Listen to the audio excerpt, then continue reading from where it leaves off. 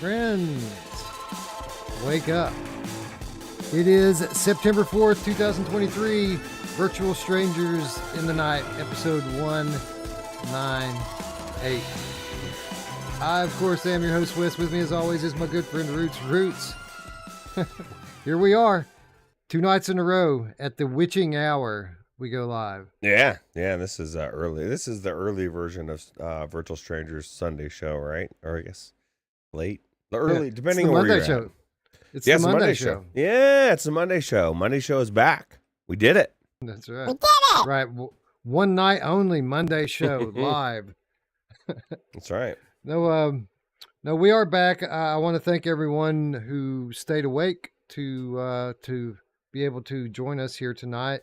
It was a bit of a weird situation. I'll say this. We had a late episode last night, a rare Saturday night edition of Strangers in the Night, which ran for 4 hours. Wow. Which means that I slept in today. I slept late. And then I got an even later start for some other reasons on doing the show notes. And then when I was doing the show notes, I decided like midway through that I wanted to write one of the articles that I cite. And that took a couple hours.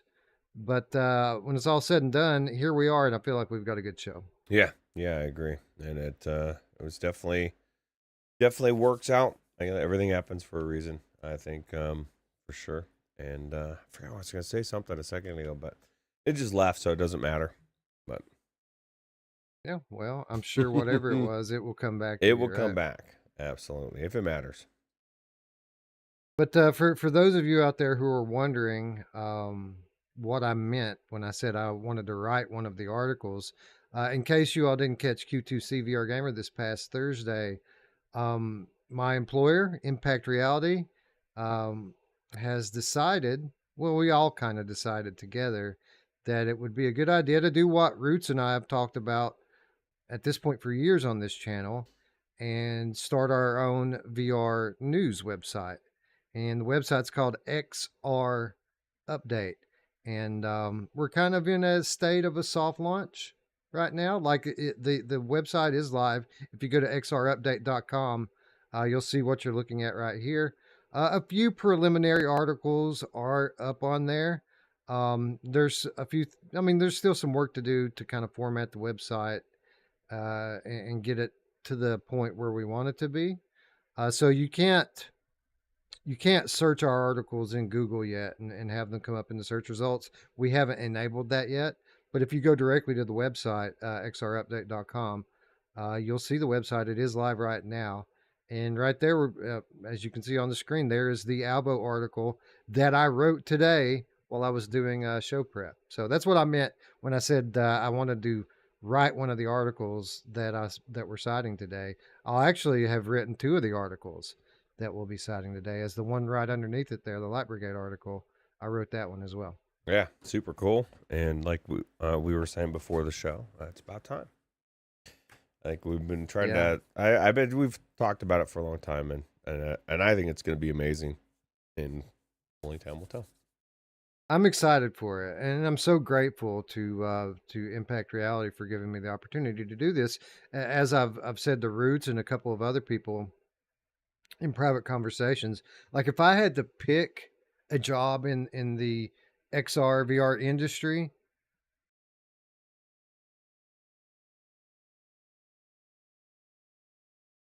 I've always kind of wanted to do. In fact, some of our early disputes when we had 4 members on the show was that those guys kind of wanted to get away from covering news, and that was kind of like the whole reason I wanted to do it, was to do the news. So I've always kind of wanted to be a VR news guy, and I'm glad that I get the opportunity to do that now with XR Update. Hopefully we can grow it into something significant and make our mark on that part of the industry. Yeah, it's going to be amazing. Feel it. And feel it, Wes. Oh, looks like, I guess that's Eric. Maybe it's Todd. Whichever one of you it is, hello. Thanks for joining us. And we were just talking about XR Update and my appreciation for being able to be a part of it. Not only am I um, a writer for the website. I also am the editor in chief, so I'll be responsible for a lot of the content that you see, all of it. I mean, honestly, I'm not the only one writing articles, but I'll be the one checking them out, making sure that they're in a good state and placed properly upon the website. So I'll have my hand a little bit on everything that goes up there. And again, I'm super excited for it. It is Eric. What's up, Eric? I was just about to Thanks for say it's stopping by. Todd pretending to be Eric. Could be. Good try. I Nice wouldn't. try, Todd. I No, I'm just wouldn't put kidding. it past him. I mean, I played Among Us with that guy, and he's not exactly the most trustworthy person. Yeah, that's true. Oh, he fixed it. It says Eric QTCVR gamer. Yeah, Okay, now it's yeah. I believe it's Mash. Nice. Mash But no, Daddy. Eric, Cool. Eric's going to be writing articles for the website as well. I think he's got one up there. He's either got one on there right now, or it's getting ready to go up on there about Ghost Gamescom. of Tabor. He said he's working Um, on one for Gamescom mm, as well. he is working on one for Gamescom as well, like a write up of all the cool stuff. I got to imagine that's quite the undertaking, though, writing an article on all of that because Gamescom was jam packed full of VR news this year. I mean, too much to really put in one article. So good luck with that one, buddy. Yeah, absolutely. Super cool. Yeah, absolutely. Super excited. XR update. You'll be hearing a lot more about it in the coming weeks. And especially if you're a Patreon, because more and more, I imagine over time, those links in the show notes are going to just be going to this website. So, Yeah. anyways, yeah.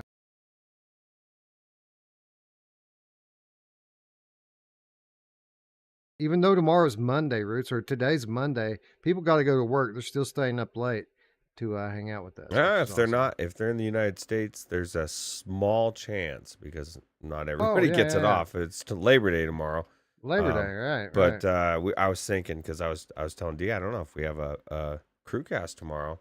I said GT doesn't live in Labor Day land, so he may be like, hey, let's just do the show. That's And a good so question.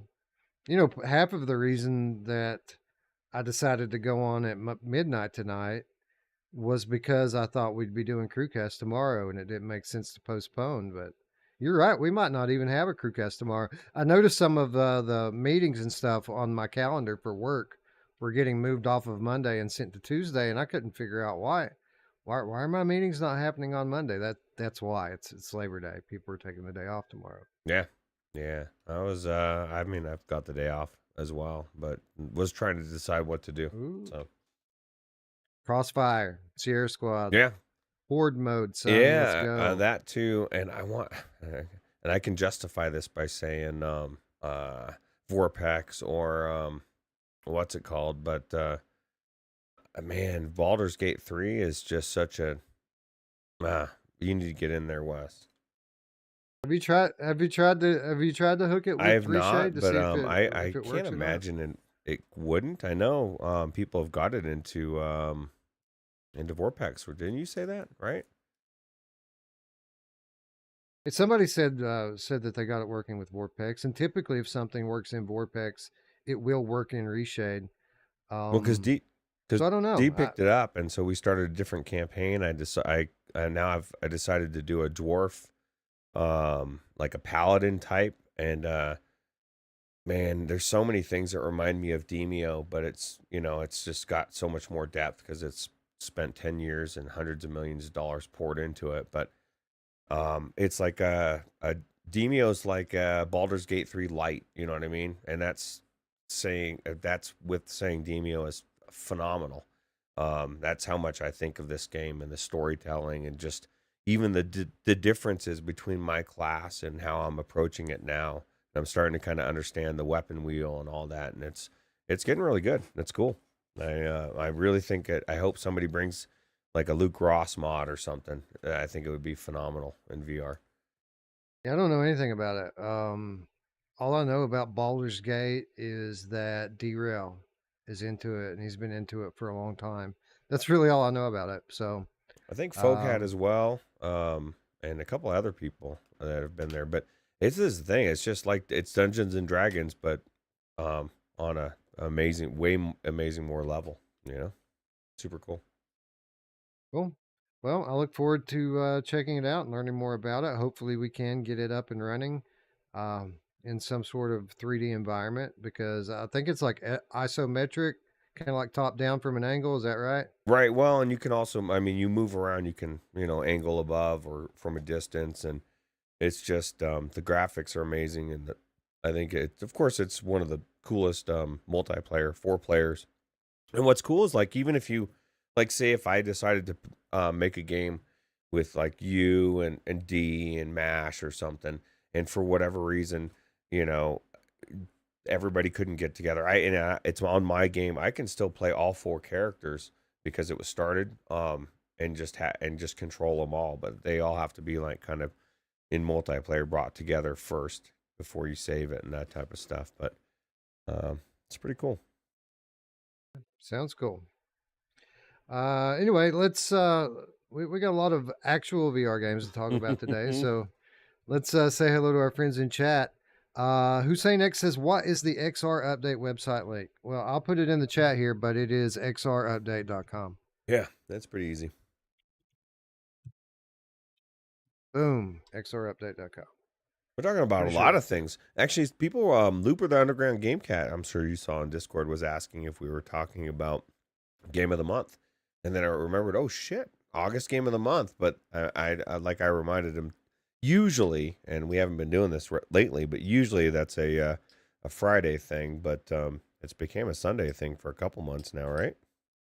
Oh, we've been going back and forth. We'll do it on a Sunday. We'll do it on a Friday. We'll do it on. Typically, it just depends on what our schedule is and what the news schedule is. Like if we have a week that's slow with the news cycle, we'll put it on Sunday instead of Friday. Or if we have a game that we absolutely need to play on Friday, then that'll cause us to move it to Sunday. That's true. Um, We're it'll be easy. this weekend.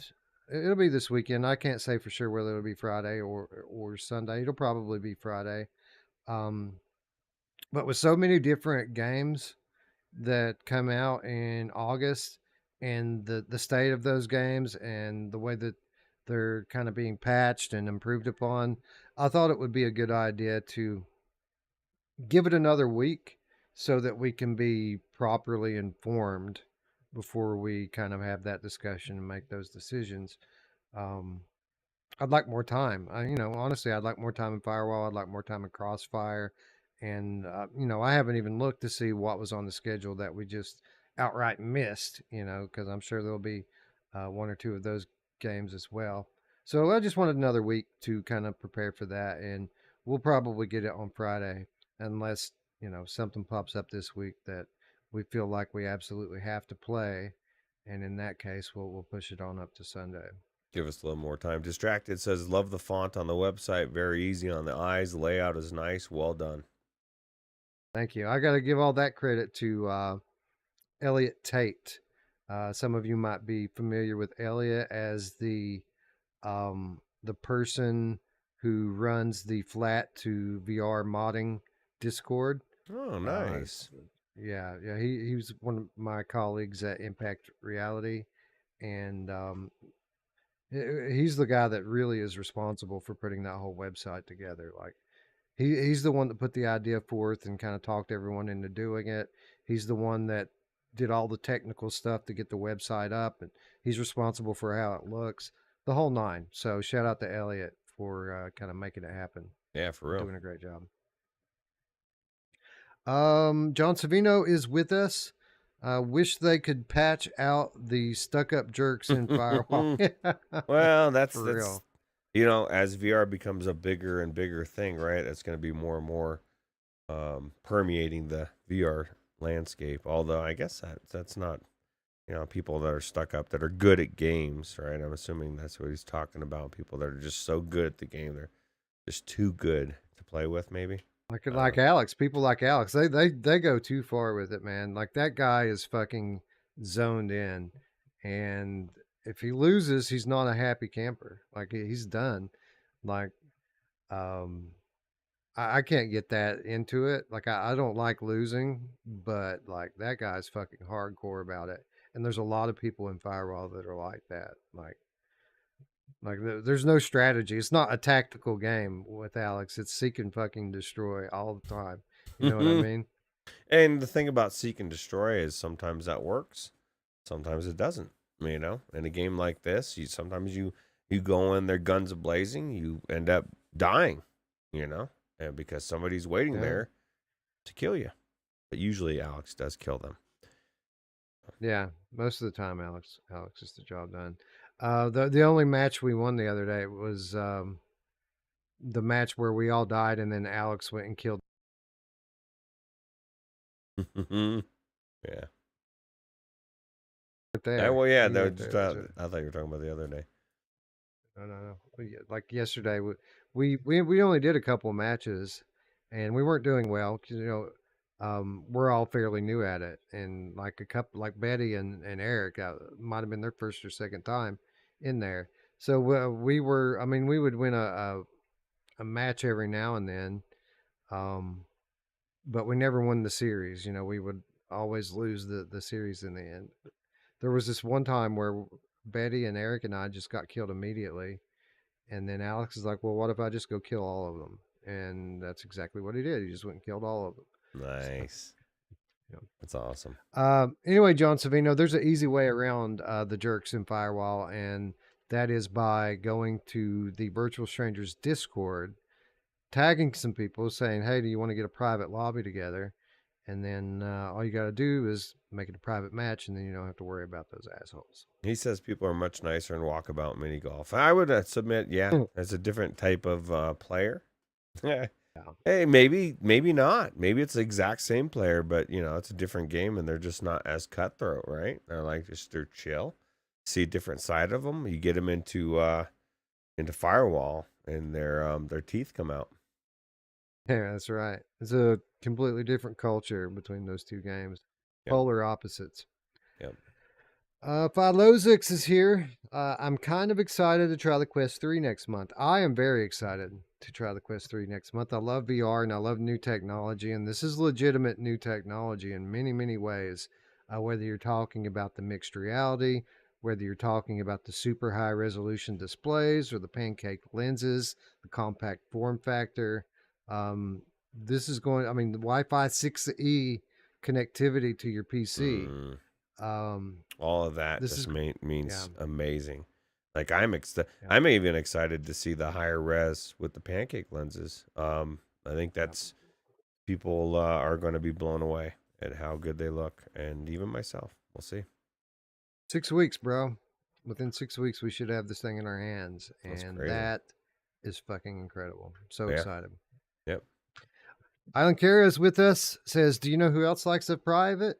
My mom. She does like a private everything, right? Lap dance too. That's right. That's right.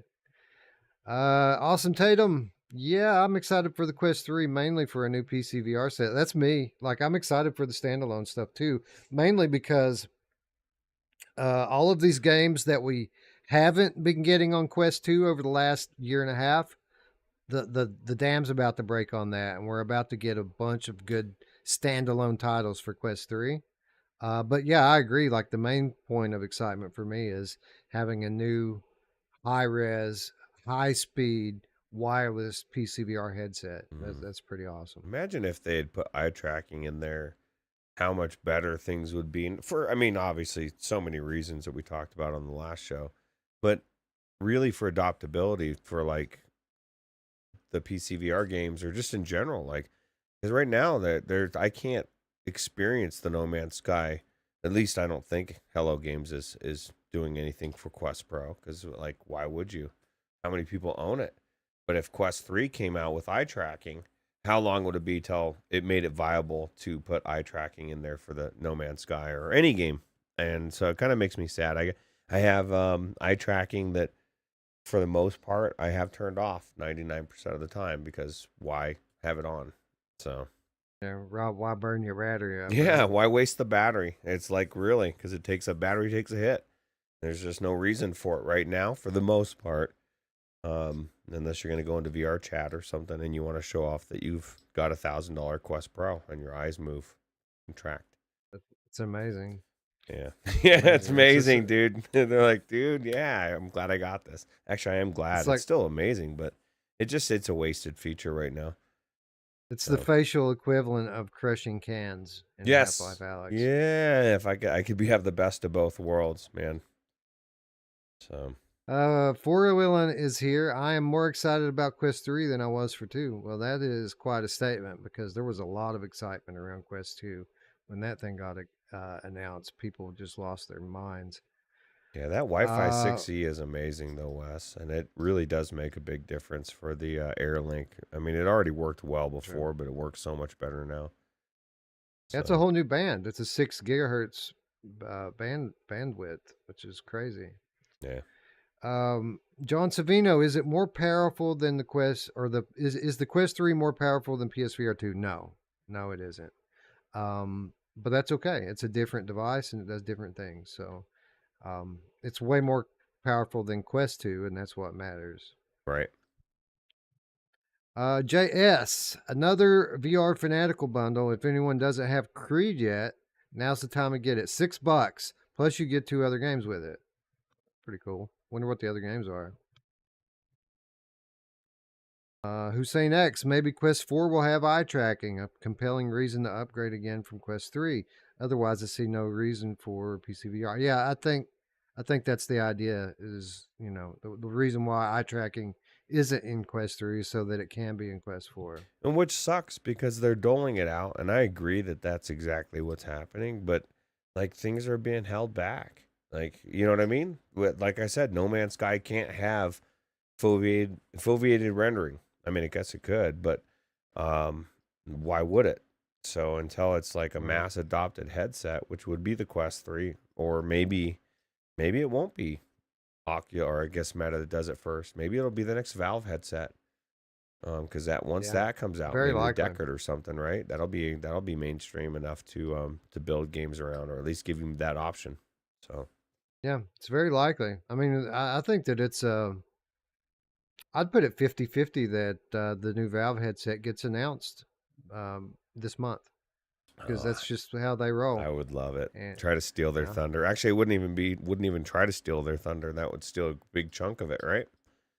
Because I'm sure it'll probably a lot of the things are going to blow away the Quest 3. I mean, it'll be more oh yeah, expensive, but it'll be more expensive. Probably be $1,200 or more. and I'll tell you what, Wes, and I really hope if they are, please Valve do it first.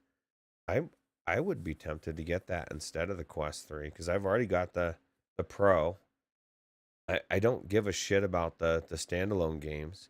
And I mean, I guess outside of mixed reality, like I would really love to have an actual really good PC VR headset that as connected through DisplayPort. So, I don't know. Yeah, I wouldn't expect for them both. Like if Valve announces, I don't think it'll be out soon. I think they might open pre-orders up in the next couple of months and then, maybe ship them at the end of the year, early next year. Um, so if that were to happen, I would probably try to get both. I'd probably have to sell some stuff, you know, probably have to sell some stuff or lean heavily upon, donations and things from people to try to make it happen. But if it is what we think it's going to be, I'm going to want to get one.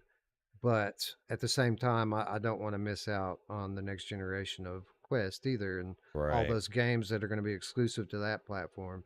So Well, probably have to try to get both. that would be assuming that there's a game that comes out that's exclusive to Quest 3, which there may be, but I don't know that it will. I think it'll be 3/2. It'll be optimized or better on 3. Um, I just Right. I just don't. There's not too many games that are standalone games that I care about. Because if it comes out on PC, I'm gonna play it on PC or PlayStation over Quest 99.999% of the time. So Right. Philosic says Deckard's probably late 2024. Well, maybe. We'll see. yeah, Lesser Logic is here. I've been waiting for the Deckard because nothing else seems to be what I want spec wise. Well, I mean, it's kind of a difficult thing to say, what Deckard's going to have because it's all speculation at this point. There's no real like hard evidence on any of it. It's all Brad's kind of interpretation of code. That's you know. true. That's true. Alien Kara says that looking forward to Swarm 2. And I am too, Alien Kara. Actually, that's not what Alien Kara said. But yeah, Swarm 1 or Swarm 2 that everybody wants is my opinion. And when are we going to get a Swarm 2 to get, PlayState? They're working on it. Are they? It's Okay. announced. It's announced. Yeah. Really? Yeah, it's coming. There you go, Mhm. Alien Kara. You're finding it out right here. Let's see who else is here. Four Willins here. Assassin 32 VR. What's up? Tatum, we said hello to. Savino, we said hello to. Four Wheeling. Rogue TR. Mickey Barrios is here. Distract Ted is here. Hussein X. Eric, we said hello to. Ryan B is here. What's up? My wife is here, and she's here. Aceville, what's up? Ace is in the chat. Here. Backsorn VR is Texas here. Slider. Is he Or slipping? Slippy. Is he Yeah, slippy? Slippy. No. Techno glitch. Backsorn VR says there isn't going to be vampire spoilers, are there? No. We're just covering the basic announcement and stuff that came from Fast Travel Games. Have you ever played the Flat game? No. That everybody loves? Me neither. Nope. Never played it. Tatum's here. Gabriel 004, the license to meow Game Cat is here. Diego Darko is here as well. Chinatown D, what's up? Matt Ancuda is here. James is here. I wonder how come nobody gives James any grief like we do Dawn or who's the guy that showed up yesterday?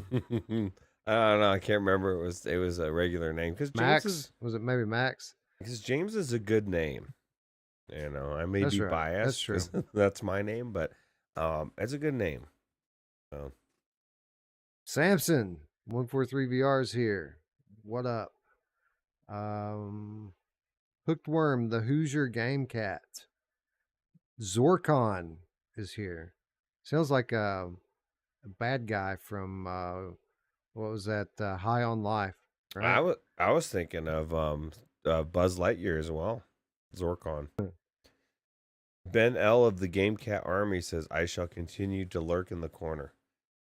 Well, we appreciate you. There's lurkers everywhere. Thank right? you. Is that what the L stands for? Lurker? I think so. Yes. Ben Lurker of the Lurkin? game. Yeah, I guess it does. Techno Glitch is here. Not sure Brando Das Krautkat is here. Silver Nexus as well. And that, my friends, is as far as the live chat will allow me to scroll. So if I missed you, I apologize. Thank you for hanging out with us on this early Monday morning. Thank you, Ben L and Tech for being slippies. And with that said, friends, let's look at some headlines. Let's get to some vampires. No spoilers. The beast inside me. I can no longer control it. I will hunt them down, and my vengeance will be legendary.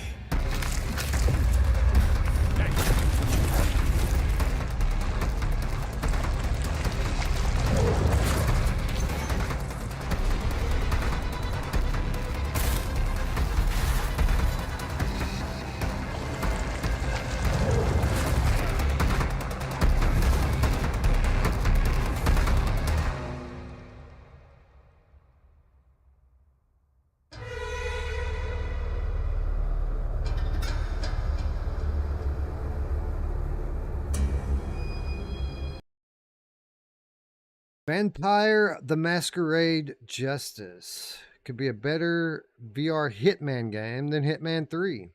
This is from Scott Hayden at Road to VR. Fast Travel Games gave us a hands-on with Vampire the Masquerade Justice on the Quest 2. The studio's upcoming single-player action RPG set in the World of Darkness universe. The vertical slice offered up an intriguing look into the game's stealth combat mechanics, all of which feel pretty Hitman-esque, albeit with a sufficiently paranormal bend. Not to mention a lot more VR native design than Hitman 3's VR mode. In Vampire, okay. In Vampire, players embark on an adventure to figure out who killed their sire and reclaim a stolen relic in the dark underbelly of Venice, Italy. Arriving in Venice via gondola, I learned that my name is Justice, which admittedly isn't the best name for a blood-sucking vampire who kills indiscriminately, but I digress. My vampire dad, Banu Hakim, was murdered, and it's my job to get through what I'm told will be a gritty main narrative and a number of side missions as I track down the culprits and unravel the game's story. The demo offered up 2 partial levels: a slice of the tutorial level, where I learned to move around, teleport from place to place, and suck blood by putting my literal mouth on a bad dude's neck, and a more substantial mission that drops me right into what is probably the middle of the game, giving me access to a variety of combat tools and paranormal powers. The tutorial level was fairly quick, teaching me how to teleport across canals and precarious window ledges. I found myself staring out in apartments, looting drawers and cupboards to find notes and other found items, and zapping around using my vampiric agility to scale buildings and execute a limited swath of attacks on some fairly brainless AI. In the demo's next level, I got a brief taste of 3 vampiric disciplines, which are supposed to be purchasable in-game via earned XP, letting so you customize your playstyle. Letting you customize your playstyle, maybe? I don't know. I think it's just These an extra include word put in there, right? yeah. Cloak of Shadows allows you to sneak up on enemies, blend into the environment, and turn almost invisible. Cauldron of Blood, a powerful but noisy attack. Boil the blood of victims until their messy end, very likely lethal. Shadow Trap. Place a portal to the underworld on the ground, then close it on victims, dragging them into oblivion. And yes, that is the same oblivion from Wraith, the Oblivion Afterlife. To switch between disciplines, I simply press X on my left controller, then hover over the respective icon midair. Each of them makes a certain amount of sense, as they offer up chances for quiet melee or escape, loud and distracting mid-range attacks, and comparatively quieter distance attacks that you need time to correctly set off properly. While not a shooter as such, there's also a hand-worn crossbow, which comes with 2 types of bolts, corrosive and oblivious sleep. Each bolt has to be apparated into thin air and loaded, so you can't just fire away willy-nilly. And the shooting experience doesn't cheapen things either.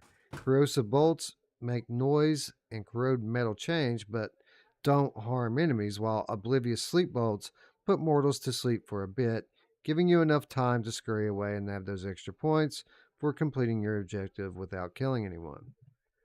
That said, you can accidentally kill baddies, but only if you screw up selecting your paranormal powers, or by drinking a person dry, both of which can screw up your end mission rating. It's still uncertain how large the game's discrete maps are based on those 2 levels alone, but I'll say at least the game's fantasy version of Venice does do a pretty spectacular job of replicating the storied island's labyrinth pathways and claustrophobic buildings. It certainly feels big. It also thematically purges the city of the throngs of ever-present tourists, making it feel much more like the Venice you'd imagine a vampire coven would call home, and not a German family looking for gelato nearby at St. Mark's Square. It's also still early days for VMJ in terms of polish. Graphics are good, and the set pieces feel very much like finished products, although I feel the demo is pushing the compute envelope for Quest 2 somewhat, making it difficult to even record a session without crashing. Avatar hand movements still feel like they need some sort of smoothing to correct for player jitteriness, and some of the object interaction feels a little flighty as well. Fast travel is a trusted name in VR development, though, so it's likely that these issues will be solved or reduced significantly before launch. In the end, it'll be really interesting to see how the whole package comes together. Will it be a big and sprawling game with multiple solutions to mission objectives like its Hitman style gameplay might suggest? Will it provide the goth kid within me enough of a vampiric thrill while not being too schlocky, like a lot of the Masquerade stuff can be at times? We'll find out soon enough, as Vampire the Masquerade Justice is slated to launch on Quest 2, Quest 3, Quest Pro, and PSVR 2 November 2nd, priced at $30. Ruuts, a well known traditional gaming franchise here, coming to VR. And giving Fast Travel's past, I am cautiously optimistic that this is going to be a fun game to play. Yeah, it looks pretty cool. I mean, I don't know too much about the premise. I've never played the Vampire Masquerade games, but I know they're pretty popular. I think wasn't it PD and G, wasn't it Gamertag was even raving about it, or maybe that was a different game. That was GT. Yeah, so and I think he got mashed to buy it that day. So I don't know. I've never played it, but you know, it looks cool. So yeah, it does look cool, and for what it's worth, we've been kind of calling for a good vampire game on for VR for some time. Like zombies, we get a new zombie game every other week, but it seems like vampires have been largely just kind of overlooked. And I don't necessarily even mean games where you play as a vampire like this one. Just kind of having a game where you're kind of dealing or coexisting with vampires is cool. Like I would love to have like a vampire hunter type game or like Castlevania or something like that, you know. So the fact that we're getting anything in that kind of genre is a big, kind of a big deal for VR in my opinion, because we haven't had anything like this yet. yeah, I agree. V Rising would be amazing in VR as well. I really enjoyed that game, or enjoyed that game. So Yeah, I mean, it looks pretty cool. Although the main character does remind me of a little bit of my doctor, the way he looks. might make going to the doctor a little bit weird, right? You think Yeah, you're well, afraid I that he's mean, gonna suck your blood. yeah, well, just for the record, I do not recommend that anyone visit Doctor Acula. I think yeah, he likes to suck your blood a little bit too much. He does suck. Doctor Yeah. Acula sucks. Yeah, you know who else likes to suck? My mom! And it's not blood, but could be. I don't know. Probably too much. I think. What do you think about this game claiming to be adventure RPG? This is a genre. Vampire thing aside, we typically don't see very many of these types of games in VR. These type of gameplay loops tend to be a little bit more deep with various progression elements and things like that provide a lot of replayability to this sort of game. So, any thoughts on getting a new action adventure RPG in VR in general? I think it's cool. We done, like you said, there isn't many. I'm loving action RPGs. You know, I've been playing several of them recently that are flat, and I've been wanting to play a good deep one in VR, and hopefully this will be one of them. Gamertag sliding in as a Slippy. He's a late Slippy. You think this game will be? You think it'll be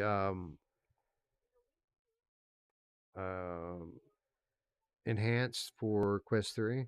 So we already know that there's going to be a Quest 2 version, Quest 3 version, and a PSVR 2 version, which would suggest to me that there at least is a possibility here that each of those is different than the other, you know? Yeah, I mean it's possible. And what does an enhanced mean? And what exactly will the Quest 3 have over Quest 2? because like Brad always says, Graphics. well, you got your graphical graphics, yeah. power. But so there's the thing, graphics will look better, but they're only going to be able to do so much because you got a higher end display. It's pushing more, and so like it's the graphics are going to obviously look better, but like it's going to utilize, or it's going to take a lot of that extra power just to run through that display. And so a lot of times there's not too much more they're going to be able to do There should be with some it. though. There should be some though, because while you're probably getting 50% more pixels in terms of resolutions, and don't quote me on that, that's just a rough a rough estimation. This GPU is said to be over twice as powerful, and not for nothing, talking to developers behind the scenes that actually have these things in their hands, that they say that there's lots of kind of technical aspects to it that it handles much better than Quest 2. So it isn't just like a raw horsepower type of improvement, but it's also more well optimized than Quest 2 is, which is something that's pretty impressive. I think I'll probably end up giving away my Quest 2 to somebody, like my roommate or somebody. Like, here, take it. I don't need this. Save it, man, and sell it for $100 and put that 100 on your Valve deck card. Yeah, it's true. That is very true. Or we can give it away to somebody in the chat. First person to answer. No, I'm just kidding. Holy shit, man! I'm getting Wes. I just gave my Quest 2 away. I've thought about that too. Simplex slipping in says hello at 7 a.m. here. Hello, Simplex. Hello, GT. This is part of the upside about going on super late, Ruuts, is that our friends across the pond get a wake up. It's Monday morning. They're brewing their coffee, or I guess tea in some cases, and watching some Virtual Strangers. Yeah, nobody knows what the fuck to think this week, right? Our Friday show was done on Saturday night. Our Sunday afternoon show is Monday morning. Topsy-turvy world. Yep, topsy-turvy. Well, in 2023, we shouldn't be shocked by anything. Like, pretty much anything should come, and we should just kind of like shrug our shoulders and just kind of be like, yeah, it's 2023. That's par for the course. Exactly. Anyway, Vampire the Masquerade Justice looks cool. I look forward to checking it out as a fan of vampires and as a fan of fast travel games. And the good thing is that we don't have to wait very long. This game coming the first week of November, just some 3 weeks after the projected launch of MetaQuest 3. So very much looking forward to it, and stay tuned for much more in the coming weeks.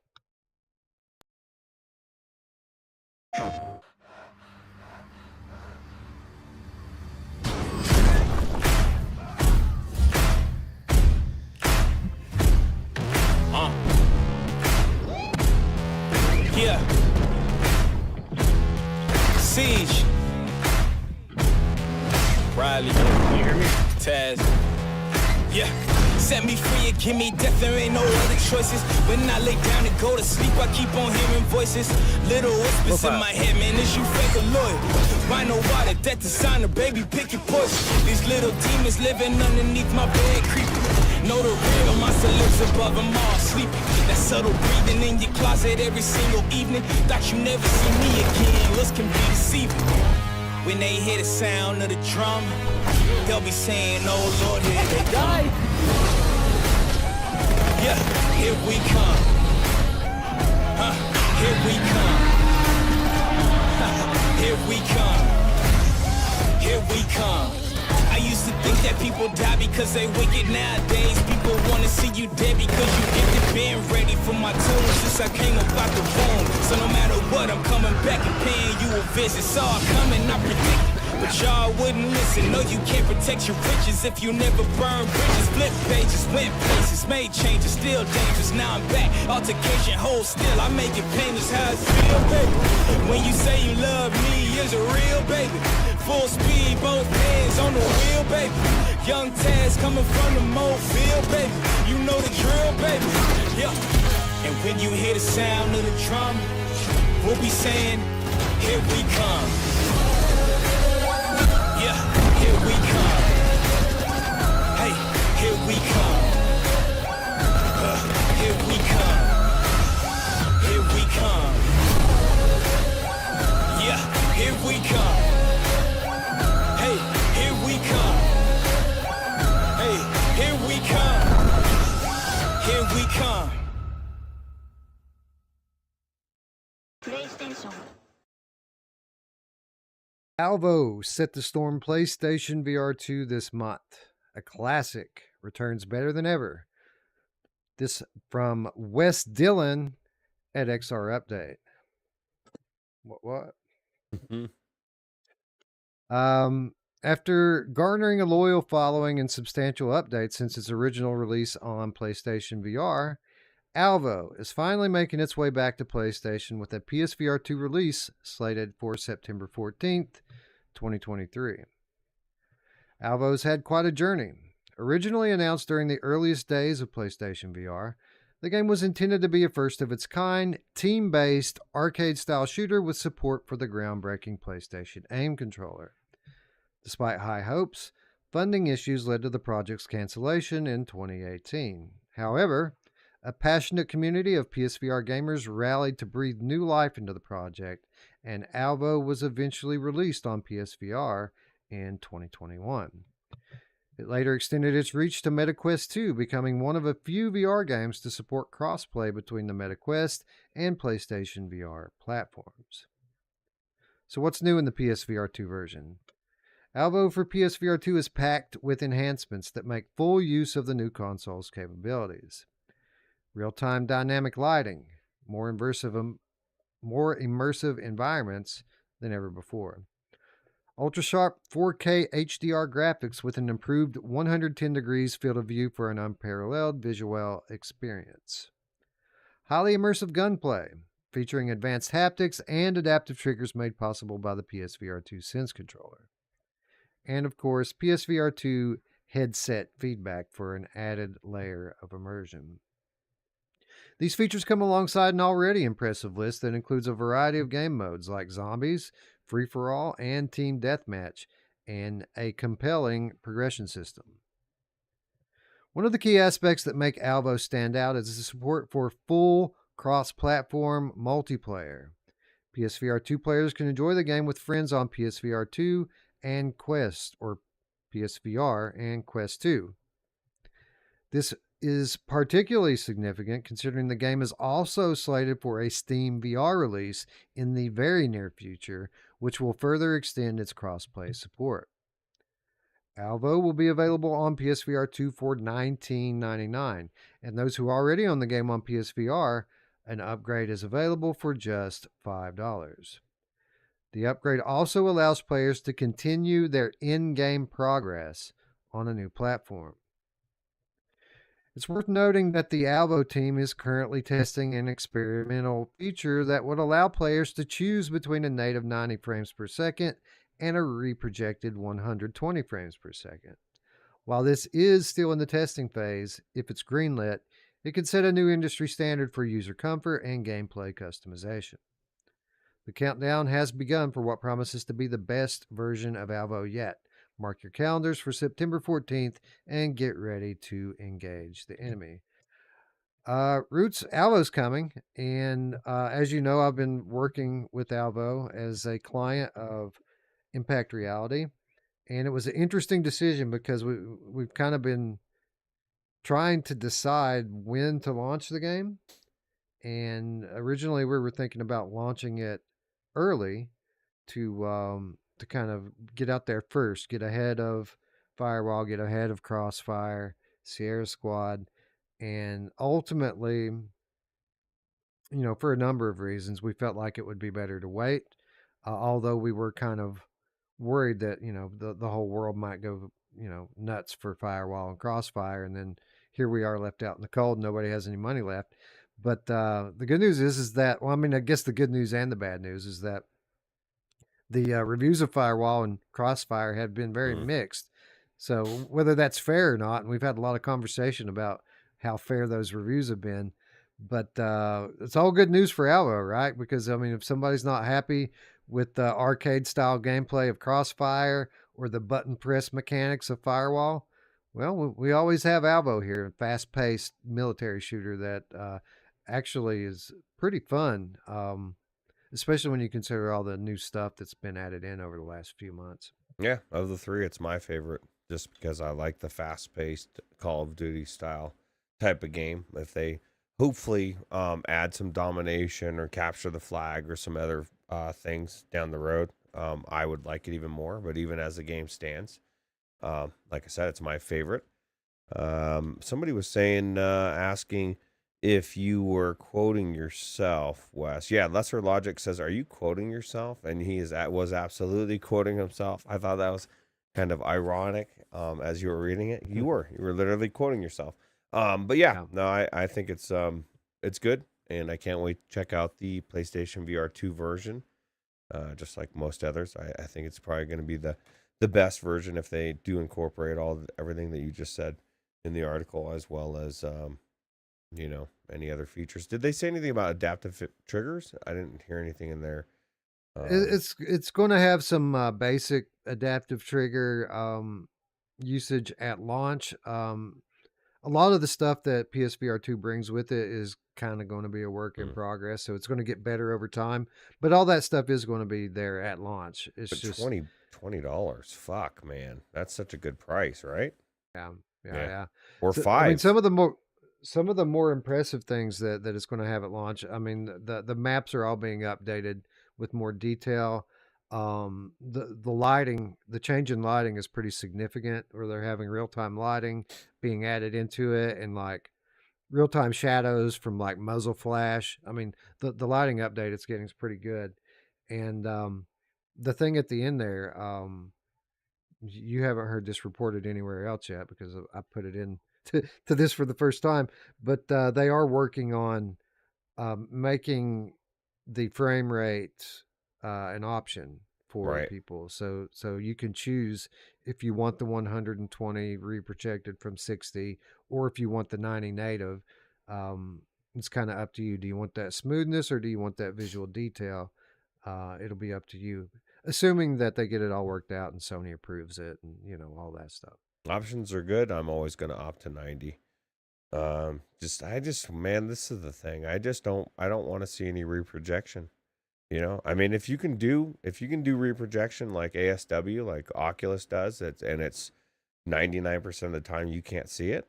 I, okay, I can't see it. It doesn't bother me. If I can see it at all, I don't like it. Just give me 90, solid. But like you said, options are good because it doesn't bother some people, right? Some people don't see it, and so they're going to want the fidelity. So. Right, exactly. That's exactly right. Everybody's different, and everybody's eyes are different. Yeah.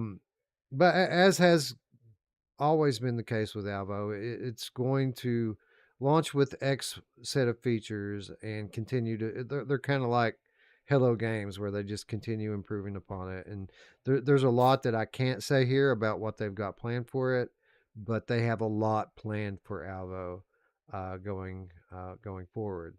So yeah, this promises to be the best version of ALVO yet for PSVR 2, but it's going to continue to evolve and continue to get better on all platforms going forward. So yeah, pretty cool that we're finally getting this title on PSVR 2, and I look forward to everyone having the chance to check it out. Man, there was something else I wanted to mention about it, and it completely slipped my The mind. $5 What it was. upgrade is pretty fair, right? Yeah, I think so. I mean, we say this a lot. You know, like I took Polyarc to task because they charged people full price for Moss Book 2 and instead of because it just had come out and then they would expect people to buy it all over again. But stuff like this where developers charge a small fee for the next gen version of it, I have no problem with this in most cases because I mean they got to make something for their work. You know what I mean? A lot of work goes into porting this stuff over just to give it away for free. I really admire it when a developer does give it away for free, but these smaller studios, I completely understand why they put a price tag on it. And for a game like this, which I think launched at $40 when it came out, For it to be 20 now and $5 for people who already bought it, that's a pretty good deal. Yeah, I think 20 is super good for this type of game for what you get, and what you're going to be getting down the road, and they're adding player base now and with the Steam. So yeah, and Have you like I played it said, since they put the control point mode in it? I have not. I have not It's played. pretty cool. I haven't played it for a while. I think the last time I played it was when we played it for zombies and stuff, and it's been a while. Well, friend, I have a key for you, and it's coming out in 2 weeks. So I feel like we've got some PSVR 2 runs in our very near future. Absolutely. This is the thing. Like I said, I legitimately love ALVO over just about any of the other shooters, just because of its fast pace style, and because that's what I like. I like Call of Duty. I like if I'm gonna play that type of shooter, and super cool. Yeah, looking forward to it. And again, cool to see ALVO kind of coming back to the place where it all started, the Sony, the Sony platform. Yeah, Where it was born. super cool. Anyway, a lot more to come on ALVO in the coming weeks and months as it comes to PSVR 2 and then subsequently to Steam VR not that long afterwards. So, looking forward to playing more ALVO and talking more about it. Stay tuned.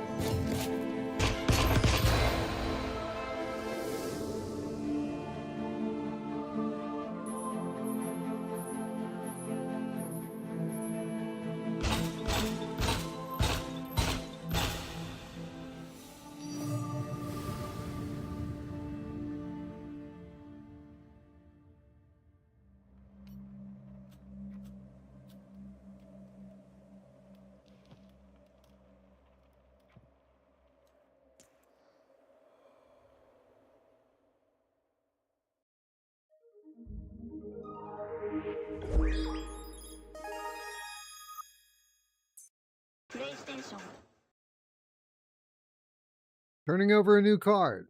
The Light Brigade's Memories of War update. This another one from XR Update. Gone are the days where you could finish a game and never look at it again. With the ever-changing landscape of gaming technology and user expectations, games now continue to evolve long after their release. Funktronic Labs, the team behind the excellent VR roguelike The Light Brigade, understands this. Funktronic Labs co-founder Eddie Lee yesterday unveiled their significant new update, Memories of War, in a detailed devlog.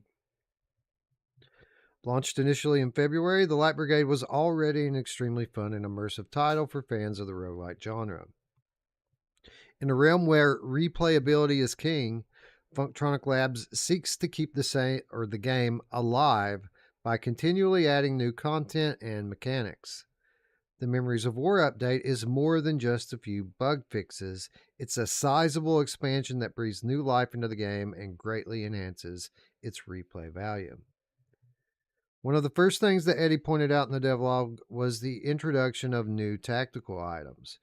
Previously, players were limited to essential items like med packs and grenades. Now, the update brings a more diverse selection, giving players a wider range of meaningful choices.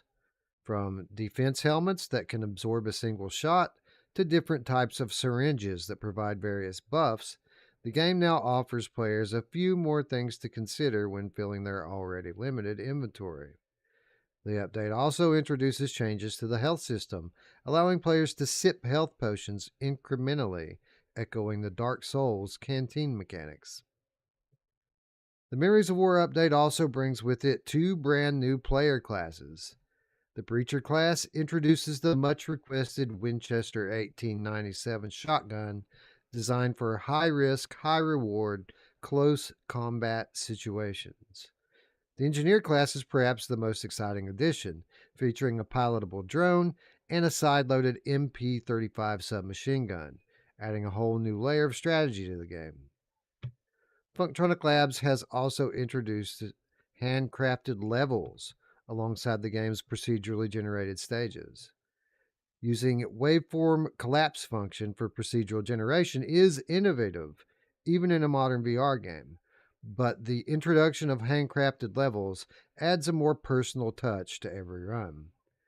These unique levels break up the routine, providing players with challenging layouts and mini bosses. Eddie also revealed a new shooting range, featuring various minigames to test players' shooting skills in time-based challenges. This area provides players with a fun way to sharpen their skills as they attempt to make their way up the leaderboard. Funktronic Labs isn't stopping here. Eddie mentioned that the team is immediately jumping into our next update, underlining the studio's commitment to continually evolve the Light Brigade. The Light Brigade was already an immersive and highly replayable title, but the Memories of War update takes it to the next level. With new classes, tactical items, handcrafted levels, and challenges, this update significantly enhances one of this year's best releases.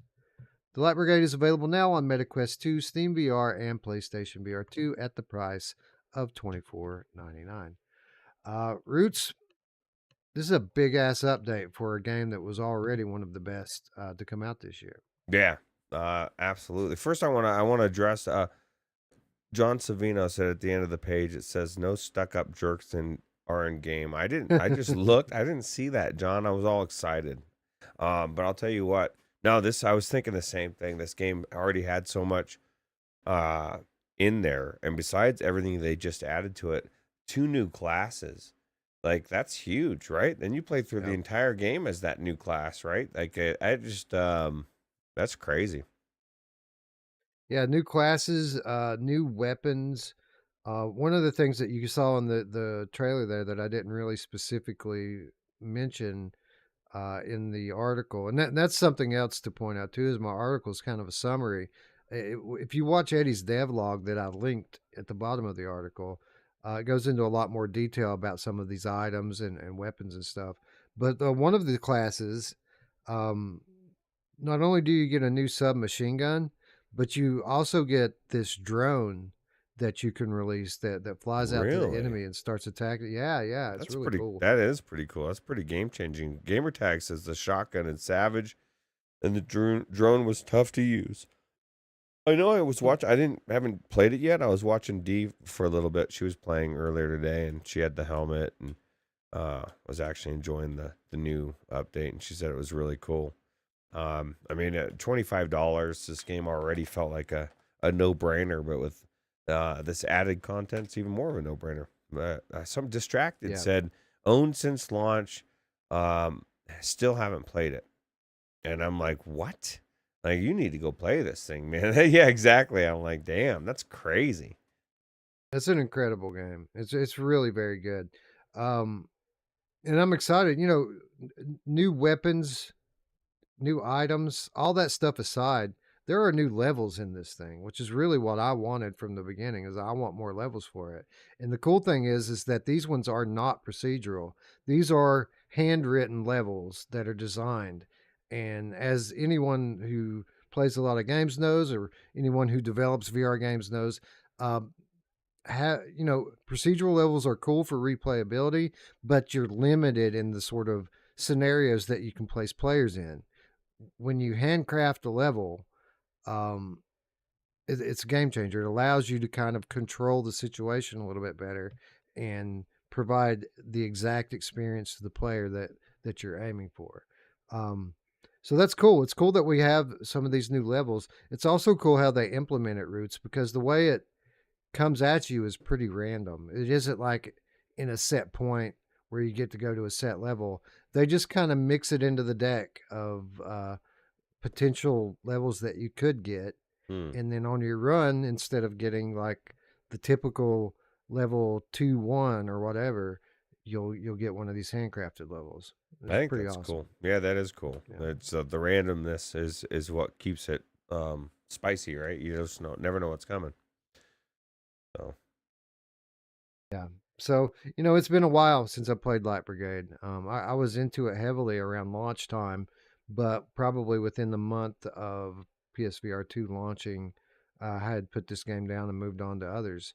It's good to have a nice, beefy reason to get back into the Light Brigade. And shit, I might just do it after the show. you know who loves a knife beefy reason to do it after the show? My Yeah, Oh yeah, she does. She loves the beefy reason for sure. Gamertag much. VR says it means they aren't leaning on a game engine for creativity. Some games suffer due to choosing procedural, but the mix of both is pretty cool. Well, the kind of procedural that they're using is fairly new. It's a fairly new concept in game design called let's see, it was waveform. Hold on a second, let me bring it back up here so I can quote it properly. Where'd it go? Waveform collapse function. So what this does is it'll they handcraft certain elements and sections to levels, and then what the game does is just kind of shuffle all that up. Something similar to like what Returnal does. So the maps aren't 100% procedural, but instead they consist out of pieces of handwritten levels that kind of get tossed into a deck, and the game shuffles it up and puts it all together in a fresh configuration every time. Old Darth says, Ruuts and Wes, did you guys play any more Uncharted 4 in VR? Any new thoughts? Oh, dude. I've played so much more in Uncharted. I think I'm pretty close to the end. I don't know. Wes would know more.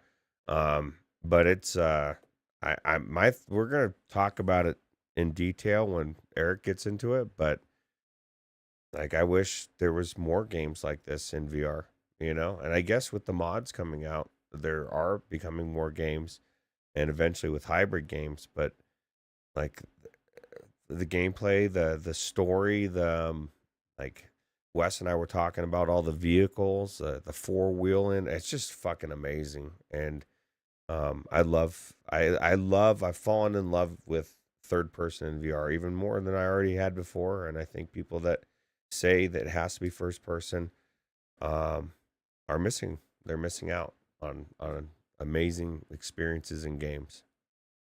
Yeah, this is an exceptional game.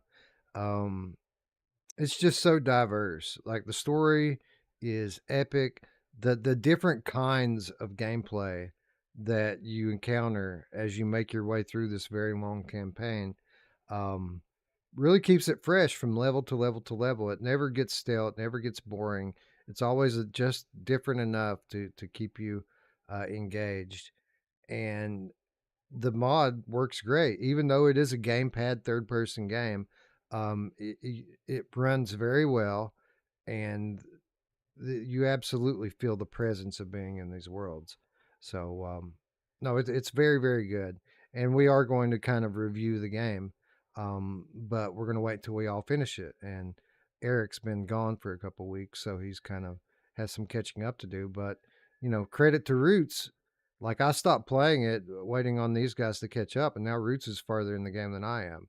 So, I just credit to find you, my sir, for getting in there. Yeah, I just find myself when I'm like just sitting here at night, I'm thinking I'll just jump in there for a few minutes, a little bit, and then I'm like I just feel like I'm on an adventure, like a treasure hunt, and I get to hang out with my brother. I miss Sam, and this is a little bit of a little trivia people don't know, but Sam, the guy that the actor that voices Sam, is Technoglitch, and when you go into there and play, you'll hear his voice, and it's like, oh my god, that sounds like Tech. So I feel like I'm like on an adventure with you, Tech, and that makes it even cooler. I'm out there with Techno Glitch. It's cool.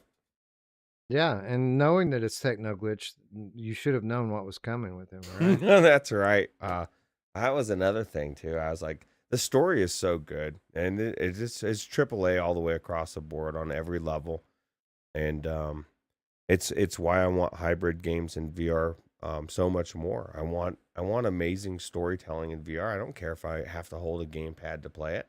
Actually, to be honest, I'm enjoying this. I sometimes I prefer it in a lot of ways. These type of games with a gamepad. Not always. Sometimes I want to hold a gun and I want to run around and feel like I'm really in holding a gun and aiming down the sights. But it's cool. Or Old Darth says the other Uncharted game, Lost Legacy, is really good too. I've never played Lost Legacy, Uh, and to be quite honest, I really never was all that interested in it. But I'm starting to change my tone on that one now. I'm starting to think, well, maybe we need to just move right on to that one after we finish this one. I've already thought about that. That's exactly what I'm going to do. I got another Uncharted I can in VR I can play. Hell yeah. I'm doing it. I'm down. Pretty sweet. Yeah. It also makes me want to go back and check out some of these other Sony exclusive Luke Ross mods that we tried before the AER 2.0 was released Hmm. that maybe didn't run as good as they should have. Maybe they're a lot better now. Yeah. You know? Yeah, the Horizon one specifically, right? Yeah, that's exactly. Yeah, for sure. Anyways, moving along, we do still have a couple more headlines to get to before we get to the week's reminders and more good news for PSVR 2.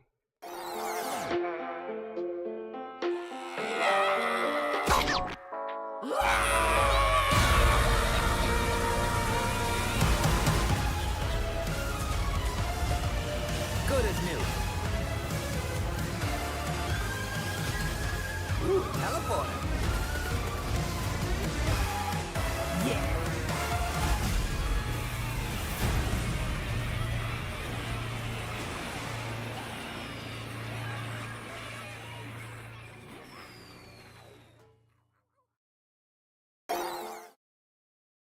Wacky comic shooter Gazzlers comes to PSVR 2. This from mixednews.com.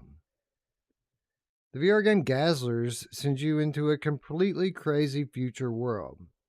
On your way to the Temple of the Machine God, you'll be chased through the desert by hordes of screeching rodents and have to shoot around every second.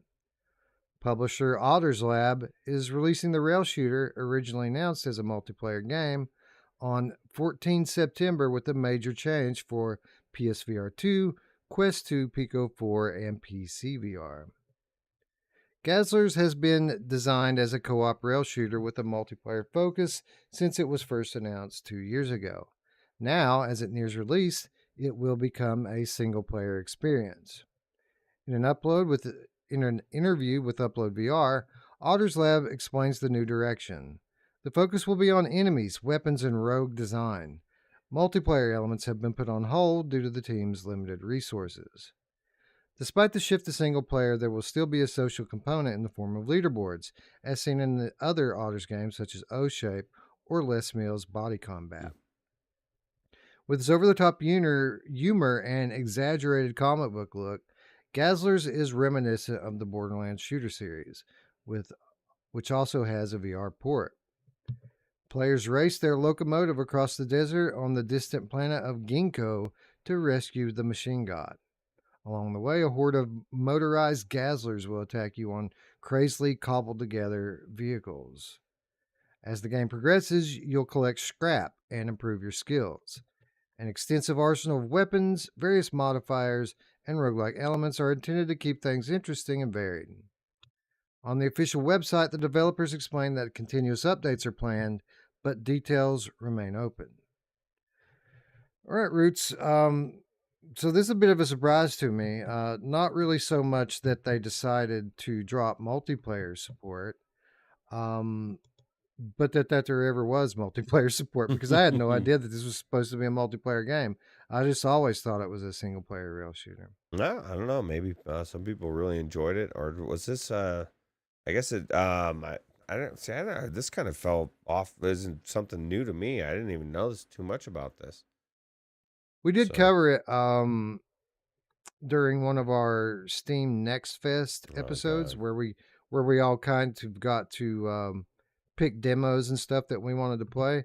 And I don't remember if you played or not. I remember Eric and I specifically played this game, and actually it surprised us with how fun it was. I Like did not. Did you guys play I it wasn't together or no? no, we didn't play it Okay. together. We played it, but we both played the demo and talked about it. Um, I wasn't expecting much from this. It just looked like a pretty like cartoony, cliche quest game to me. But as it turns out, it's very fun. It's very fast paced and chaotic, and it has a similar kind of progression to like Mother Gunship Forge, where you kind of can improve your weapons and stuff as you go. And it was hard. It wasn't easy. Like it was a very challenging game. So even though it was only one level in the demo, like I kept playing the level over and over again just because I was Wow. having so much fun with it. Is it a wave shooter? Distracted says. Yeah, it's a rail shooter. Basically, you're on a train. Um, you're like on the back of the train Hmm. and looking out behind it, and like all of these little monsters on vehicles are starting to chase you, and as they're catching up to you, you're kind of trying to shoot them and blow up their vehicles and this sort of thing.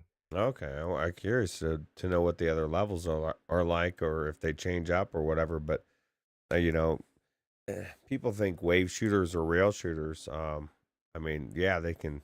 A lot of them can suck, but some of really amazing games. What was that one with the uh on the raft? The one that we played like when we first started Dick the chat. Wild. Yeah, Dick Dick Wild Wild. 2, man. Dick Wild 2. That was really cool. And that's actually kind of like I wouldn't say, I guess if you had like a B tier hidden gem, that would be one of them, right? So, it's cool. Yeah, I think the thing is with wave shooters and rail shooters is the same thing that's really true of everything, and that is good ones are good and bad ones are bad. And there's True. a lot of shitty ones because it's a pretty easy type of game to build. But that doesn't mean that there can't be any good ones. We're going to still continue to get good wave shooters, and if we just dismiss it out of hand because of its genre, then you'll never actually know which ones are good and which ones aren't. This one, True. I can't swear to you that the whole game's going to be fun, but I can tell you that the demo I played, the level I played, was challenging and it was fun. Well, if you and Eric both said it was good and you played it multiple times, and somebody in the couple of people in the chat said they played the demo and really enjoyed it. So, Yeah, it was pretty good. Gamertag VR in the chat says, "Do you know who loved Wild Dick?" My mom! she loves it a little bit too much. I tell her to calm down, GT, but she won't listen. Sometimes there's you can go a little bit too hog wild, if you know what I mean. So, That's what his name is in the phone book, Roots. but Wild Dick. yeah, Dick Hog Wild. Wild Dick. Anyway, keep an eye out for Gazzlers. When did it say it was coming? September Soon, 14th. right? September 14th. So this is man. There's a lot of games coming out on September 11 days. 14th. That's crazy. There's going to be like 5 games I think come out on that day. Like, Dude, think about how close we are to the Quest 3. I mean, I don't know. I don't think time really is going faster, but if you had to press me, I'd say it is, because like it seems like other headsets, we were like waiting. And we're like, man, it's taking forever. This thing's bam, it's here. Fuck, it's crazy. Yeah, I know. The Quest 3 is going to get in here, and then Christmas season is right after that. Then after that, Apple Vision Pro is dropping early next year. I wonder if Apple Vision Pro will be on the floor at CES, Roots. Yeah, I was going to say CS first. Why, that'll be cool, wouldn't it be cool? I guarantee if it's dropping sometime next year, why would it not be? Yeah, right? It's possible. It's possible. Maybe we get that demo in, man. Oh, do you think GT? You're going to be able to check out the Apple Vision Pro? Oh, you're hearing it first. We're going to do an all CruCast podcast from in January. GT is going to be there, right? GT, you gonna join us? That would be cool. Confirmed. Confirmed. Right here. Anyways, we are almost at the conclusion of our show, but first we have one more headline to get to before we get to the week's reminders. Dr. Hudson, can you hear me?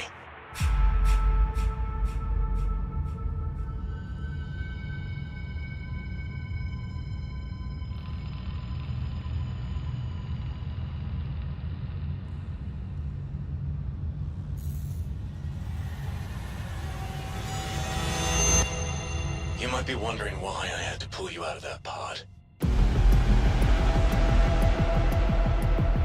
But probably not, now that you've seen it for yourself. Your team brought something back.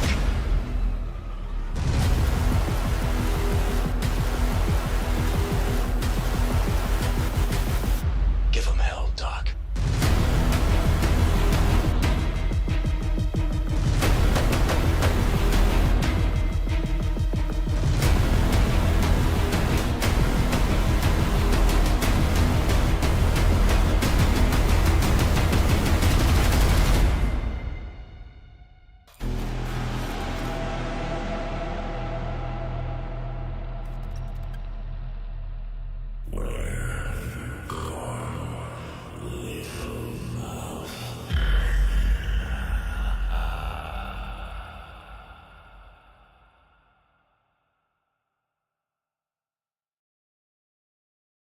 Memorium, how a Dead Space mod became an original VR horror game. This from Henry Stockdale, Upload VR. Following the Half-Life Alyx return to Rapture mods, Patient 8 Games now presents Memorium. Starting as a Dead Space themed mod before a direction shift, it arrives next year on Quest and SteamVR. A year after Return to Rapture concluded with its second chapter, Patient 8 is keeping itself busy. Shifting away from modding to create something new, Memorium sees humanity looking to the stars as Earth slowly dies. Sit aboard a colony spaceship, you awaken to find something that's gone terribly wrong, and you're tasked with discovering what happened. It's a classic horror premise, and at Gamescom 2023, Patient 8 Games explained that the game originally began as a Dead Space mod for Half-Life Alyx.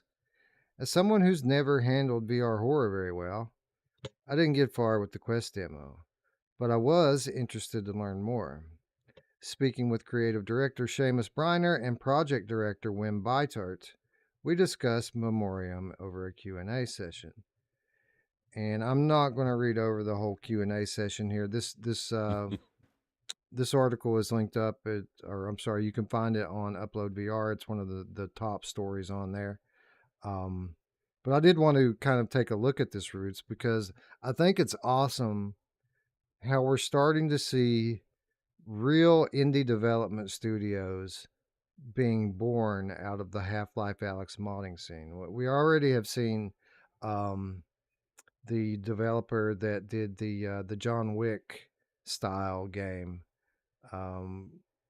take that off to become its own thing and become a standalone VR game now.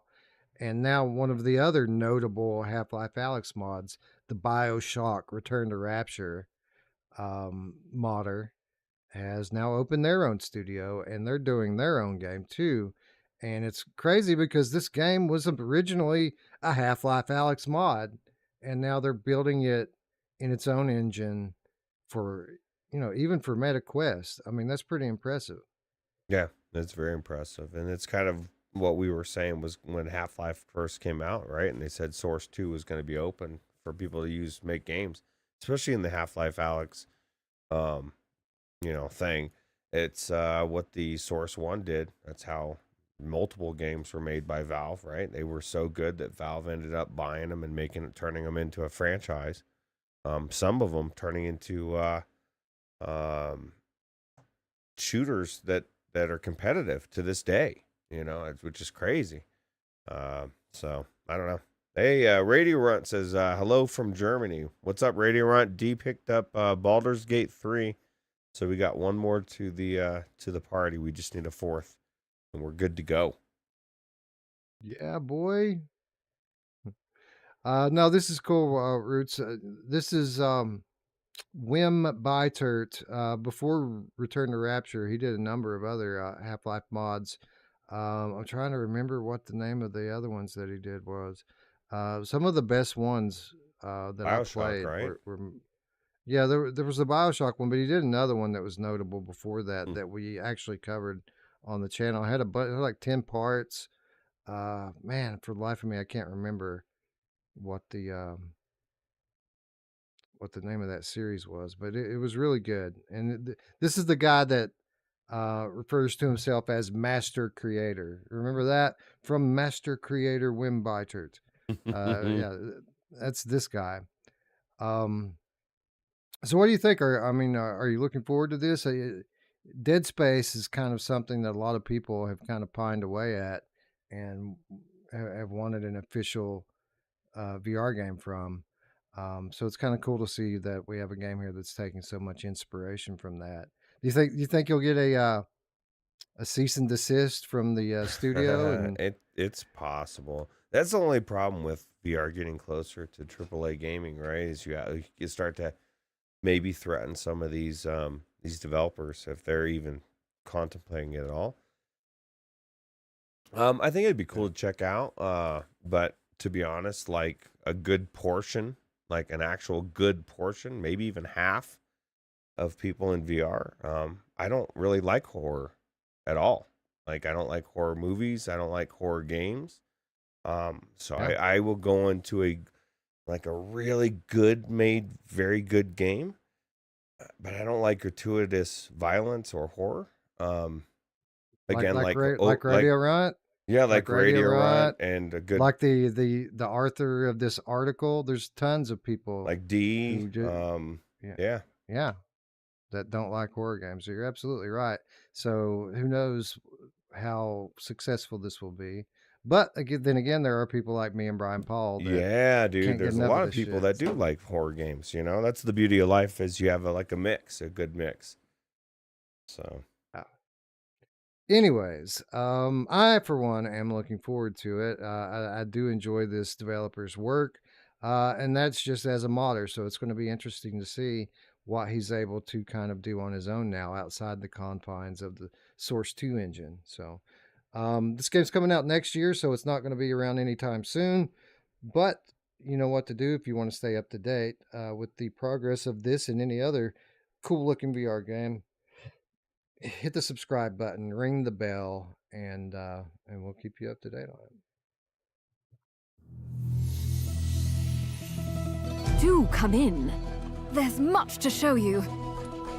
In the game of glass, you must first face yourself. Who is it that you are today? A leader to revere? Perhaps a tyrant to fear? And who do you see by your side? Because your choice of champions can either make you or break you. Yes, my lord. So, will you and your squad reign victorious? We must. Time to face your opponent and find out. Rise and give life. Bring it. Torch them all! Who needs one? We're strongest together! Drama. Now's the time! Attack their glass!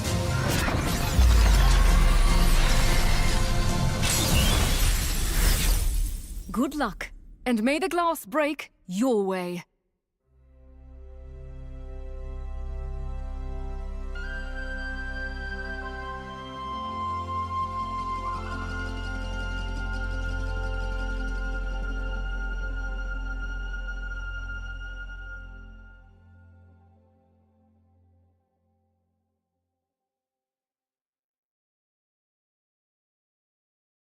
So, as we kick off this week's reminders by taking a look at what's out this week, Moss Glassbreakers, Champions of Moss, in a surprise launch, got dropped last week right into App Lab, 100% free of charge. Ruuts.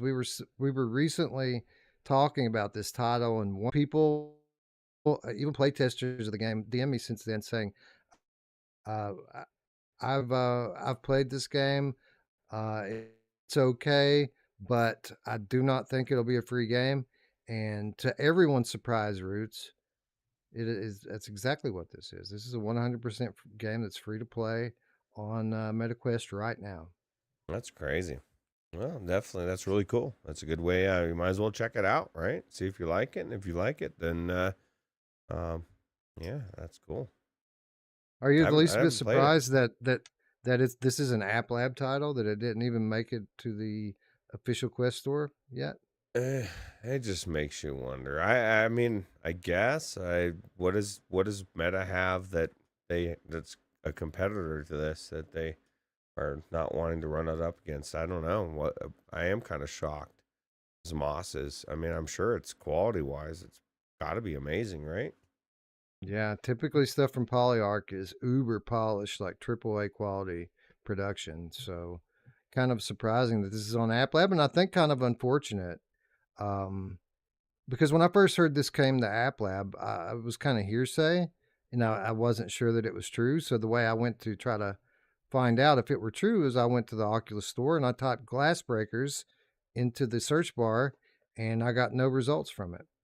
And then I typed Glassbreakers Moss, and it gave me Moss Book 2. Did not give me this. You literally have to type in Glassbreakers, Champions of Moss. Do not misspell it by a single letter.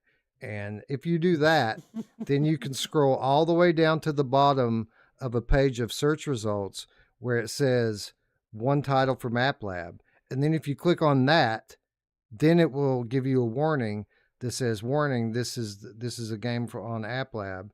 And then if you click through that, then you'll be on the page where you can claim your free copy. Then you can get a free copy. No big deal. Easy peasy. You know, as you say that you got to spell it correct, just for audio listeners out there that maybe you're not watching the channel at the second. There is a colon in there, right? It's Glassbreakers : space Champions of Moss, because that would be misspelling it if you didn't have the colon in there. Right. That's ridiculous. Glassbreakers, one word, by the way. yeah, one word. That's crazy, dude. Like, I just don't. I still can't believe that's a thing. Zuck, you suck, and that is ridiculous. Anyway, I don't know. My interest in this game was not all there before. I have a mild amount of interest in it because I am a fan of Moss, and I'm a fan of Polyarc. This kind of MOBA style game isn't typically a genre that I care for. But given that this is from Polyarc, and given that it is free, I'll probably give it a look just to see if it's any good. Yeah, absolutely. Yeah, it's definitely worth checking out. It's free. Why not? And if it's good, it's good. It's not really my type of thing. I'm not really. I don't like 1v1 anything almost. It's just not my style. Like a 2v2 or more players the better. But there's a lot of other people that love 1v1. So I don't know who hates 1v1, Ruuts?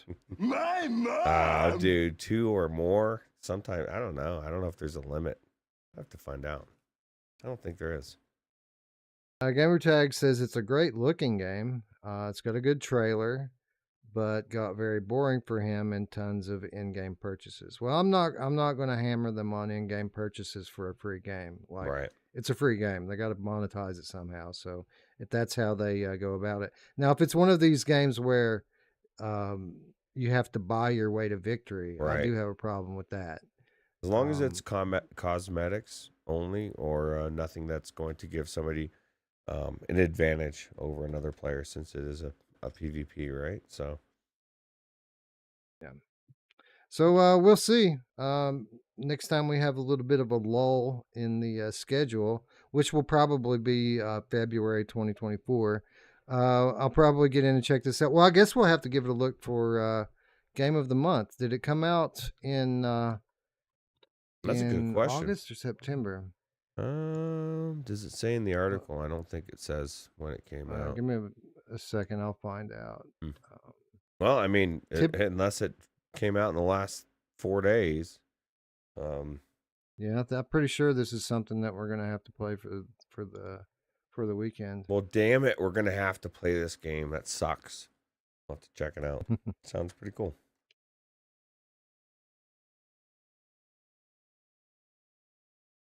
Oh, now I can type in Glassbreakers and it comes up because I purchased it and I already have it in my library. But before that, it wouldn't. So I just think that's weird. I mean, obviously. Oh, I think that they changed the name of the game is why. Really? They're smart. They took that Champions of Moss off of the game title so that people could find it more easily. Okay. That's smart. All right, so we take it back. Just type in Glassbreakers. It should come up. Is that how it works? Yep. Now if people type in the other way, it probably won't work. That's funny. August 29th, 2023. Yeah, so we're going to have to play this one this week and talk about it this weekend. So there you go. I was going to pull it up, but I'll think better of it. Okay, yeah, we'll have to check it out, and I guess we'll be talking about it next week at some point, right? Yeah, for the game of the month, whether that turns out to be Friday or Sunday. Yeah. Squad up. Choose your combination of champions from a growing roster of the most heroic, villainous, and notorious inhabitants from the world of Moss. Okay. Fair enough. I'll do that. Well, maybe it's good. Amazing. All right. What do we have next? Anything else out this week? Oh, yeah, Vertigo Games bringing us a super serious looking scary game.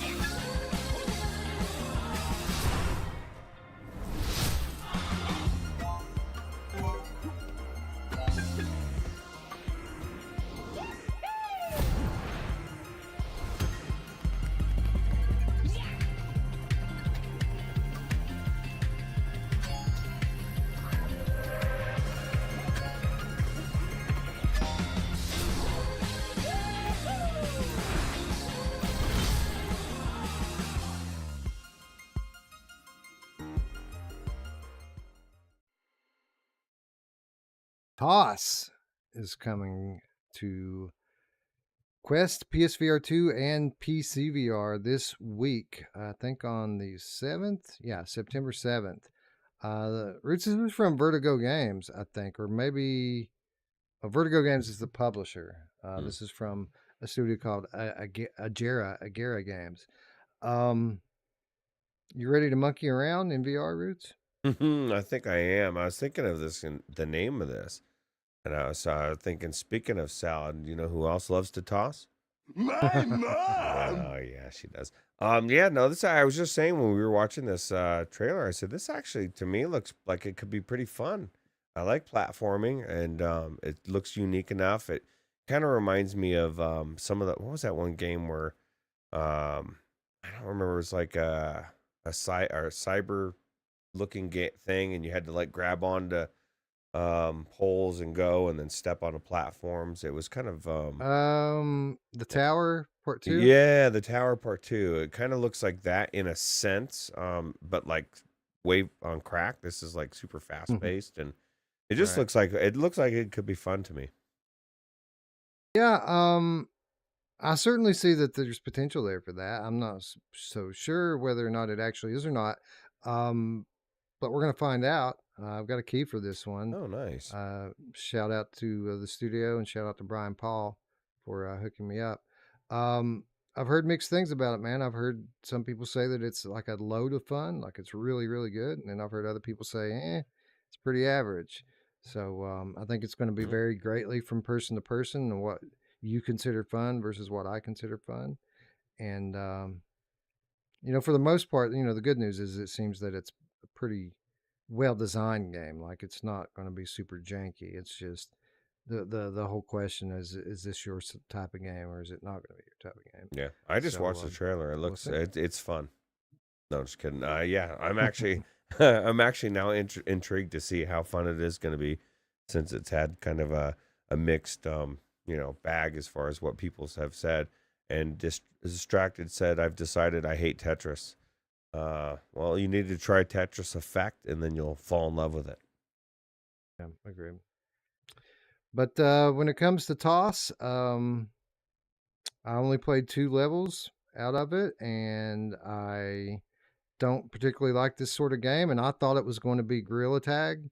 So I think that the developers have intentionally altered footage to mislead people, and and I just can't believe that this game doesn't play like Gorilla Tag, and it's just not very good because I don't like it. I'm going to give it a bad score. You had threw me there for a second. I was like, I thought he was just saying he was looking forward to trying it. Oh, I'm just reviewing it like people do, you know. yeah, I've already. Wow, that's what I was saying. I've already decided it's good. Nah, to me, it looks like it could genuinely be fun. But maybe not. We'll see. I'm intrigued. Yeah, we will see. Indeed. I wonder if you're going to be able to feel the banana squish in your hands with the Sense controller. Oh, dude, that would be amazing. How come we don't feel like more? That's one thing that we don't see taken advantage of. Like who was it that was saying? Maybe it was Alex VR, or maybe it was you. I don't remember. Or Mash about Firewall Ultra, right? How you could feel the typing of the keyboards, like you were really typing. Yeah, keys. yeah, that was me. I found that very impressive, actually. Yeah, so that was one of the things that we said was impressive about the PlayStation 5 DualSense controllers, right? With the Astrobot demo, and how like all these different things, like, oh my God, that felt like it was legitimately a zipper, and like this was that, but I haven't really felt that in any games in VR too much. Now that the keys and a couple other things, like I believe it's the same technology, and I feel like that developers can probably use that technology. I don't know, but it's cool. Yeah, no, it is the same thing going on in the Sense controllers that's going in the DualSense controller. It's just a technology that isn't being fully utilized, and I don't just mean by VR devs. I mean by devs in general. There aren't a whole lot of games on flat PlayStation 5 that are actually making full use of it either. I mean, there are exceptions. Returnal uses it very well. Um, and then, Firewall does a great job of using that stuff. But typically it's been, games with Sony money behind it that are making full use of them. Um, with that said, we've had a lot of good haptics use in terms of like VR shooters. Like that's a little more common that we have good, unique feeling guns. Right. But in stuff like that with keystrokes and the rain and things like that, we don't see that very often, and I'd like to see a lot more of it for sure. Yeah, super cool. I like that. That's one of my favorite things about the controllers. I mean, actually, and that's what's funny. And I was talking to a customer the other day about, and I would consider him an Xbox Andy, because he just loves Xbox. And he would say, well, I like the Xbox controllers better and than the PlayStations. And I'm like, my thought is, as I've got this Xbox controller. It's really cool. It's amazing. It's great for PC. Yeah. It hooks up really easy. But it's not on the level of the PlayStation 5 or the DualSense. Like the technology, it's just not. It's old technology. This new technology is next level, and it's doing something that these controllers aren't doing. And anybody that doesn't see that or admit it is really not being honest with themselves. Yeah, unfortunately. I'm so So sick of like console wars, man. It's so like it's on my nerves when people just blindly, have blind allegiance to whatever their favorite thing is and doesn't see any of the flaws of it. Like it everything's just got flaws. annoys me to no end. Yeah, yeah. Yeah. So So yeah. Anyway, um, what else do we have? Anything else out this week? Oh, we do have a significant DLC coming out this week, actually. In Norse mythology, the known universe was composed of 9 realms, connected and hanging on the massive roots of the mighty world tree, Yggdrasil. Of the 9 realms, a seldom mentioned place was Alfheim, land of elves, home to both the Ljósalfar, the light elves, and the Dökkalfar, the dark elves. For centuries, they built and perfected a mini golf course to be mastered, amidst a gleaming spiritual ruin, untouched by time.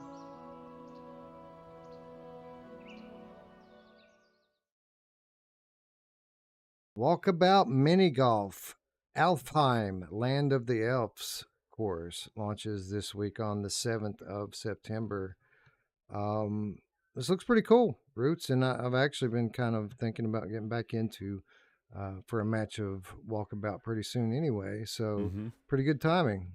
yeah, I'll tell you what, this has became the number one game that I recommend to pretty much everybody if they're interested in VR or they're, I see a Quest 2 or what we start talking about VR and they're like, well, what's good? Like if you like mini golf or anything like this is like one of the best games that's on the Quest or I guess in VR in my mind.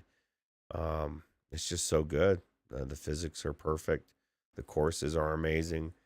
And it's one of my games that I just find myself in. If I don't know if I want to jump into VR or not, I can jump into a quick 18 holes of pretty much any of the courses, except for the fucking retarded upside down one. Other than that, I love every course.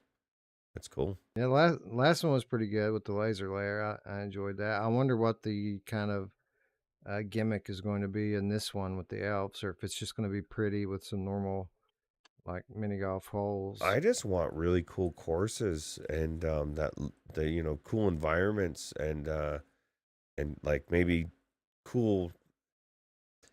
I don't even want it to be gimmicks. I want real mini golf, but I want it to be like elaborate. Like when I was a kid, you'd go through all these cool castles and windmills and just really cool things. You can have really cool ideas that actually makes it still feel like mini golf. As soon as it stops feeling like mini golf, which i.e. that's why I hate the upside down one. I question what you're doing. Like you still need the main core of the game still needs to be intact. And for me anyway, this is for my personal taste. So I agree. I didn't like smacking the balls off the wall like a fly swat either. So I agree with you in theory here, and I, for one, am looking forward to getting back in Walkabout this week and checking this out. So yeah, looks like it's time for us to cover another one. Like we don't cover everyone because there's so many of these DLCs that come out, but I'm feeling good about this one. So maybe we'll give it a look. yeah, and I really liked what we did last time, where we checked it out with patrons, or even we can just maybe open it up to everybody this time or something. I don't know how we do it, but I just thought that was really cool to get to hang out with different people because this is the thing. Usually when we go into games, it's usually together. Obviously, me, you, and Eric, D or whoever, and then it's typically a lot of times with content creators, and it's not always with the community. And I thought that was cool. Tiffany, that's who I'm bringing. Tiffany needs to be there. Tiffany's like she was the one that I felt really sad didn't get to be there last time. So I'm gonna write her name in right now. Tiffany, you're slotted in as the number 3 right here, 4 I guess, because Eric's there. So everybody else will fall into place. True that. So keep your eyes peeled on the Discord. We'll probably be getting into this sometime midweek. Maybe tomorrow. I mean, it's Labor Day, so which I guess I guess it'll be limited to content creators if we do it tomorrow. But Well, that's true. know. Or anybody that's well, I guess any testers as well. that's true. Beta testers. I know a few of those. Yeah. Guido's a beta tester. Yeah. Fuck, man. I was having this discussion with D. And maybe we have an actual tournament, and I don't want to like turn two friends against each other, but like who's better, Spry or Guido? Because they are both. And I argued that Guido was because like he's just like the best I've ever seen at this game. But Spry Guys as well, amazing. Brian Paul's the best I've ever seen. Really? Guido's very good. Yeah. Damn, dude. Really good. I played with Brian Paul one time. He must have gotten really good. He was good, really good. Went back when we played with him, but he must have even got better because it's the thing. The more you play, right? Yeah. Well, that's Guido's thing. I think this is the only VR game Guido ever plays anymore is Walkabout. Well, like I said, I think it's one of the best games out there. Like it's just it does what you're looking for. This is it. Like I would say this is AAA gaming in VR. It's it's not graphically realism, but for what you're playing, it's amazing. It's fun. It feels good. Yeah. I need my a golf attachment for my PlayStation VR 2 because I want that extra field of view, right?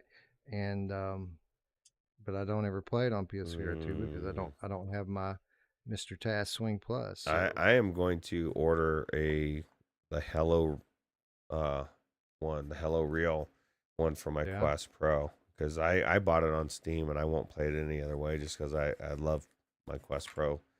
But I think I'm going to check out a different one because I also don't have a Mr. Task anymore.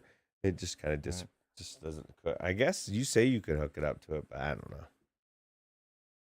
Yeah, I don't know. I haven't done the Quest Pro one. It works on my Reverb G2, but I don't know about Quest Pro. All right, so let's move along. That's what's out this week. Let's take a look at some viewer comments. Lots of comments this week on the videos Ruuts, and we could have done a whole show talking on some of the interesting comments that we got this week. So I picked out quite a few of them here, starting with Scion VR, who says, ADS in Firewall Ultra makes me never want to play it. I like lining up my sights to make a great shot, and if everyone could just hit a button and have perfect alignment down their sights, then so much skill is taken from the game, and I want no part of it. I also worry that ADS is going to spread to other shooters like a horrible noobish cancer. I like the original Firewall and could live with the button reloads and the button press grenades, but a button to perfectly line up your sights is for flat Call of Duty. Keep that trash out of VR. I kind of agree here, Ruuts. Yeah. If that was true and that you could perfectly line up your sights with a pull of a button, that would be kind of bullshit. It doesn't quite work like that for me, though. Like, it kind of gets in the general vicinity of lining up the sights, but it's never perfect. And what I kind of feel like is the most egregious thing about it is the lack of recoil. Like, for some reason, when you have ADS on, like, there's fucking no recoil on the gun whatsoever.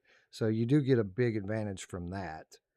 I feel like it's something they could keep, but they need to nerf it a little bit. They shouldn't make it so that people have to use it to be competitive.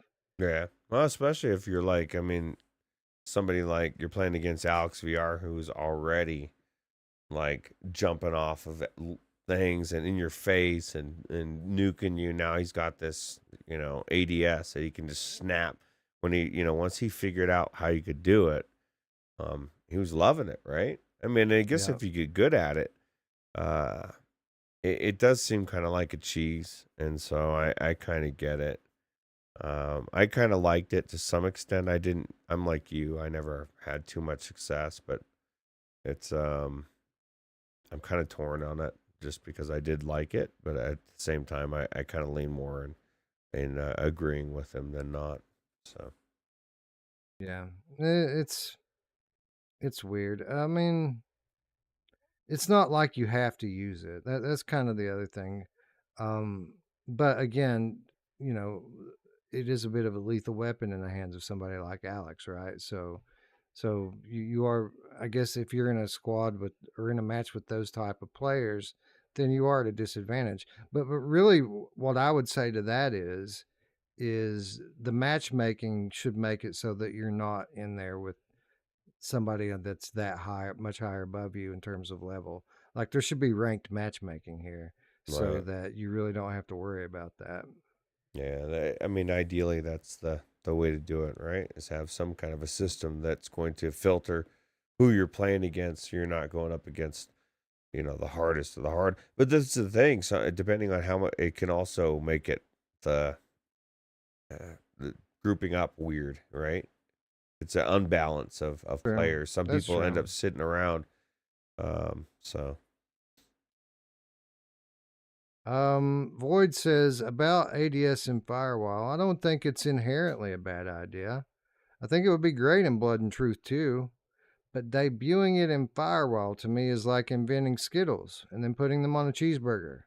And everyone thinks the cheeseburger is great because they trust McDonald's and are tasting Skittles for the first time. But to be clear, I do like the cheeseburger. I just want to pick the Skittles out.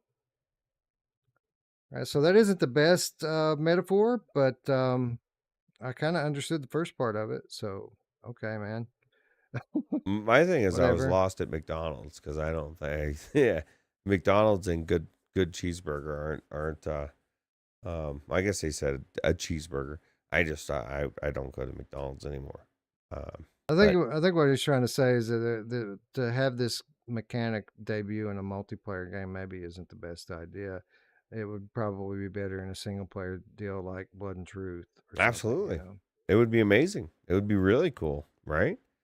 Yeah. Um, but yeah, it's definitely a weird multiplayer.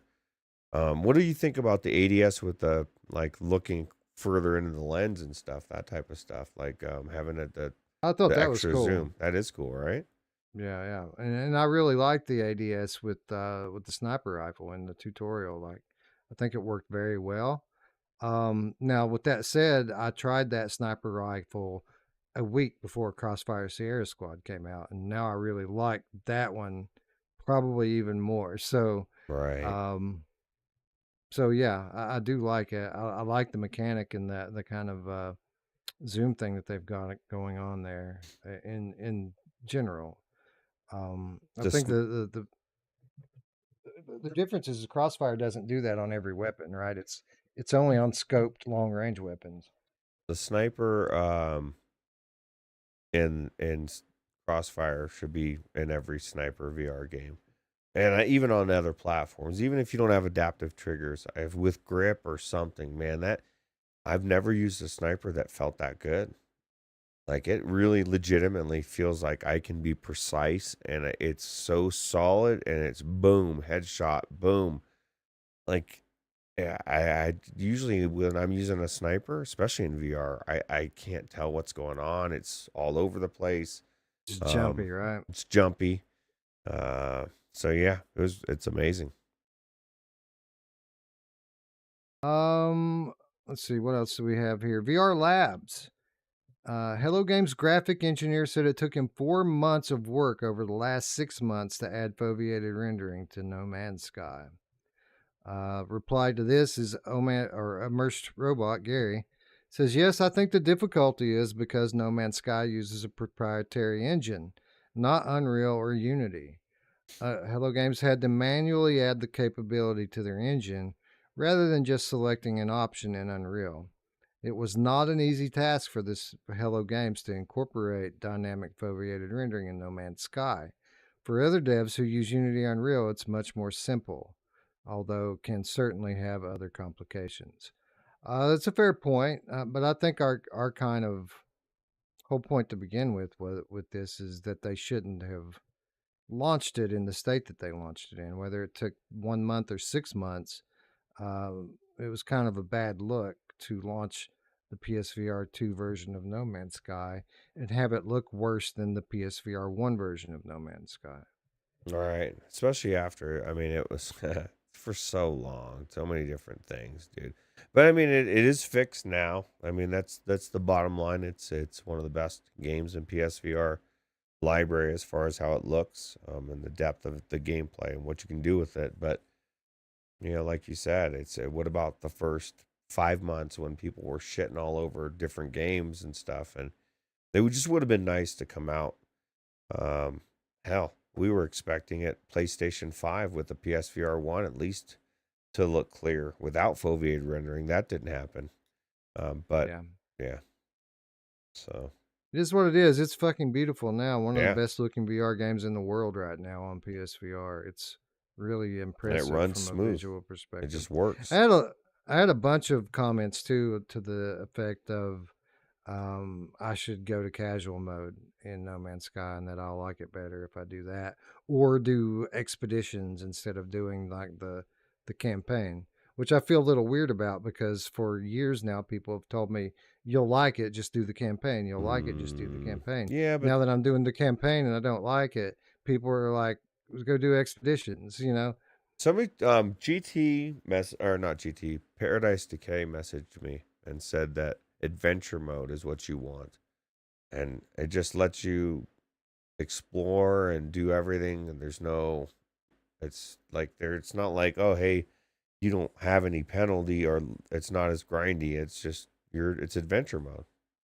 You just get to go explore shit, Yeah, that's cool. I don't want a mode that's going to nerf the combat for me. I want the difficulty. It isn't about the difficulty. It's about the wasted time in mining. And I like some of that aspect. Like I enjoyed Green Hell. There's a fair bit of collecting resources and crafting in that game. But I don't like that I have to constantly be mining all the time, and like even to unlock schematics to learn how to build things, you have to go mine for fucking data to bring back to unlock schematics. It's too much. It's too much to be fun in my opinion. Paradise Decay just said in adventure mode you have unlimited resources, so that would be the difference. You could just build whatever you want. You don't have to mine it, and you could just travel around, and you still have to fight shit. You'd still explore. You just wouldn't have to mine stuff. So I'm wondering what the game will do though. If I'm going to play through the campaign, like so far, all the objectives of the campaign have been mining and crafting. Oh god. Like what's going to happen if you take that out? Am I just going to be going to a place to get a bit of story and then going to another place to get a little bit more of the story? Like, I wonder what the game has in store for me if I stop all the crafting. J Devil says no, no, no. Just play the normal game. It took me 3 months to get past the first 10 hours. The first 10 hours is slow because it's a tutorial. But once you get going, from 10 to 70, I can't put it down now. It kind of reminds me of what people have said about Starfield, Wes. As much as everybody's raving about it, everybody that's reviewed it have said that like it takes about the first 10 to 12 hours to really dig its claws into you, and then they can't put it down. Well, I think I will get there. Like, I think I played enough this last stint that I'm not going to have to start over again next time. Like, I now know the basics of No Man's Sky. So when I pick it up next time, I think I will be able to Paradise pick it up and Decay go just with it. nailed it. He said, just play a normal game and get your friends to bring him all the resources he needs. That worked. Just like J last Devil. time. So what you do, Wes, is you make it a regular streaming thing, like once a month.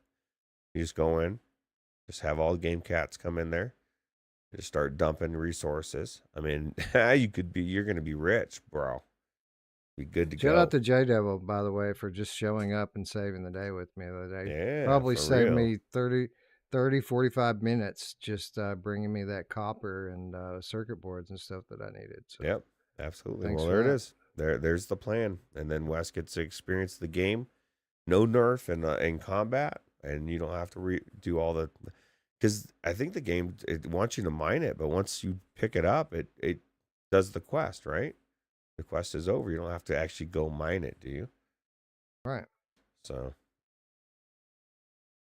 All right, yeah, we'll get back in there eventually and do a little bit more of it, and I'll try to remember to stream it when I do so that people can stop by and help me out. Yep. Wes, you have not seen all the land vehicles and space pirate battles yet. Nope, I have not.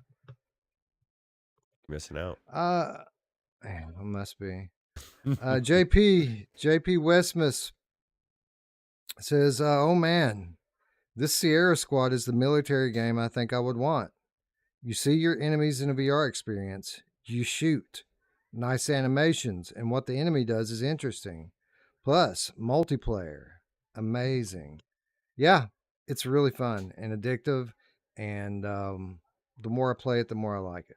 Even that horde mode. Now, there's only one map, and that's the only downside to that so far. But I mean, if the co-op's any indication of the game of what you're going to get for horde mode, eventually you're going to get a lot of maps. But with 3 of us, and I guess even with 4, it just seemed like the first 7, 8, 9 rounds weren't too bad, and then those enemies were just coming from all different directions, and they were there's just such a good variety of them, and then it doesn't stop at just regular enemies. You had the purple ones, the bigger ones. You had the elite yellow ones, and each one of them doing different stuff. The drones were fuckers. It just Yeah. was really cool. So Yeah, the yellow drones and the yellow snipers are just fucking evil. yeah, it was cool. But it's fun. It's one of the few times I really did have fun in there, and it was cool. It's very unique. I mean, it's a basic genre, but it's unique how they go about it. It's very scalable. The difficulty is very scalable, and the kind of diversity of different ways that they structure the levels is it's very different than most games in the genre. Ah, nice. Distracted says, you know what's crazy? It's the same people that don't like this game will go and drop the amount it costs to own it on a similar experience in a VR arcade in just a couple of hours, and then they'll say that they had a blast. Right, Yeah. that's a good point. And I put VR arcade, but he didn't mean VR arcade. He meant like a regular arcade. His point is that somebody will pump tokens into a similar game in an arcade with a gun in your hand and standing in front of a cabinet and love it.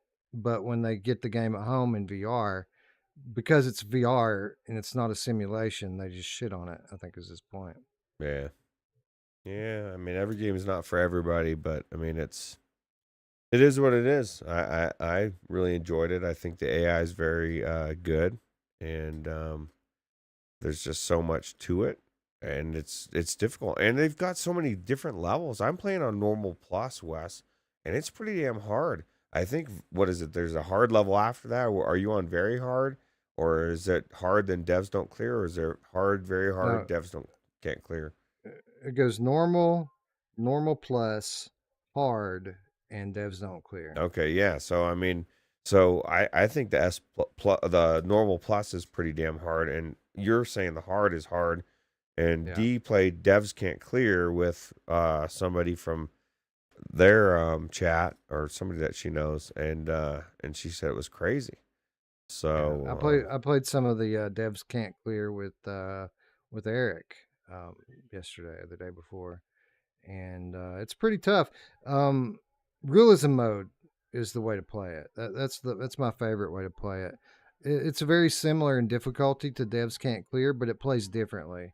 So like the devs can't clear mode is difficult because there's so many enemies and they're all bullet sponges. Like you can shoot them all a bunch of times before you kill them. Realism mode, there's a bunch of enemies as well, but you hit them a couple times, they're dead. But if they hit you a couple of times, you're dead.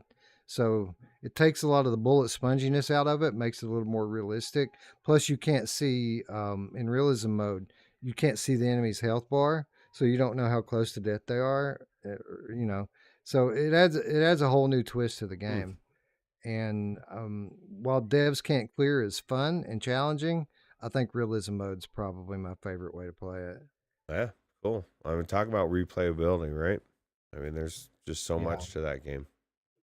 And every time you clear the squad missions on a certain difficulty or a certain mode, you unlock a new level of perks for your weapons. So I don't mean like attachments. I mean attributes for your Damn. weapons, where like you can like leech energy from the people you shoot and stuff like that. That's crazy. Yeah, That's a lot. That's yeah, pretty deep. It's a lot. Yeah, there's a whole lot actually. J Devil to it. wants to know if we think the hands and pistol scale is way off. It absolutely is. It just looks they just look really big. You know. Yeah, they're big. It's weird, but I mean it doesn't. It's not that big a deal, but it is definitely a little weird. For sure. Makes you feel like a comic book character. Like it's so kind of like just big and beefy, you know. Yeah, it's true. Paradise Decay says, I have to confess, after your last show about Crossfire, I changed my Steam review to one more positive. I must have been in a bad mood that day. We need to support VR devs. Well, thank you, Paradise Decay. That is awesome, my friend. And I wasn't out there to try to change anybody's mind about the game, but I'm glad to see that you kind of came around to our way of thinking about it. And I appreciate that, man. Thanks for sharing. It's funny you say that, PD, about the kind of maybe you were in a bad mood that day, because it absolutely affects how you view a game. I've gone into a game after just been in a pissy mood, and I think it even was one of the Vader Immortals back in the day. I was like, man, this is kind of. Then I went back in the next time, like a day later, and I was like, well, this is actually better than I remember. So yeah, they can definitely affect how you look at something on a specific day, right? For sure, it absolutely can. When you get in a particular bad mood, it colors everything that you do, you know. So Yeah. that includes games. Yep. Let's see, what do we have? We have a comment here from Mike GC3816. Says real time review is a great idea. I agree. I think it's a great idea, Ruuts, and I'm glad we started doing it. It makes the Friday shows. Well, I mean, we started doing it just because it was unique and fun, but as you know, time has gone on, and there's been a lot more controversy around these games and the way that they've been reviewed. It's been a very useful tool to just show people what the games are. So like, there's no fucking conjecture or opinion about it. Here's the game. I'm playing it right now. Show me where the jank's at. Show me what's wrong with it, because I don't see it. You know what I mean? So it's been a very handy tool, especially over the last month, in kind of accurately reviewing games. Yeah, absolutely. And it just gives you a reason to get into games, right? Too, like sometimes we find it hard to have time to get into a game, right? And then so now we kind of gives us reason, or Wes. So Yeah, absolutely. And it's fun. You know, like we did a real-time review doubleheader on Friday, where we played No Man's Sky, and then we went into Crossfire, and we ended up doing an extra hour just because we wanted to play Crossfire. But it was fun, man. We just did it because it was fun and we wanted to play it, and it turned out to be a really good episode because we did that. So exactly, yeah, I like it too. That's exactly why when you guys said you're going to Crossfire, I was like, I gotta go to bed, because it was like 5 hours thing. Because I knew there's no way they're just jumping in there for a quick run. It's gonna be an hour plus. And we did four. We did like four or five runs, I think, 4 or 5 levels. That's cool. It was good. It was fun. It was hard, man, but it was fun. And that was the ones you played. Devs Can't Clear. Maybe. I don't know. The days all blur together. It might have been. I would think so. Probably. That's cool. Yeah. Yeah. Yeah, we jumped around and did a few different things actually. So it was good. It was fun either way. Last comment. This is a doozy from Bad Robo 82, who says, I don't remember anyone complaining about Gran Turismo 7 or Resident Evil 8 or Red Matter 2. And I agree with Eric that the most serious problems are fixed within a month, but we know that first impressions matter and game sales are most important around the time of release. I've learned not to hype up a game before release and not to buy it on release day. In 99% of cases, not buying a game on release day is only good for me, and I don't feel disappointed by an unfinished or unpolished game. The only game I'll be buying on release this year are Resident Evil 4 and Vertigo 2. All game shortcomings should be addressed. It's just like what the game does well. The fact that a developer complained that players were pointing out bugs in his game and that he wouldn't make another VR game because of it is his own business. This guy isn't doing me a favor, and there will be a lot of other games worth paying for. Do we really have to turn a blind eye to bugs because VR games are a niche and we should be forgiving of bugs and the fact that the game is simply unfinished? Nonsense. The more we forgive bugs and accept unfinished games, the more we'll have on the market. Why bother if people will still buy unfinished crap? All right. So the beginning part of that I agree with, and I take no issue with it, except for the fact that you're pointing out games that are pretty much flawless. You know, GT7, RE8, and Red Matter 2 are the exception. These are some of the best VR games of all time. Of course, people aren't going to nitpick and tear those games down because there isn't very much there for them to nitpick and tear down. Like those are pretty much the worst examples for your argument that you could have picked. But as I move on, all games shortcomings should be addressed, just like what the game does well.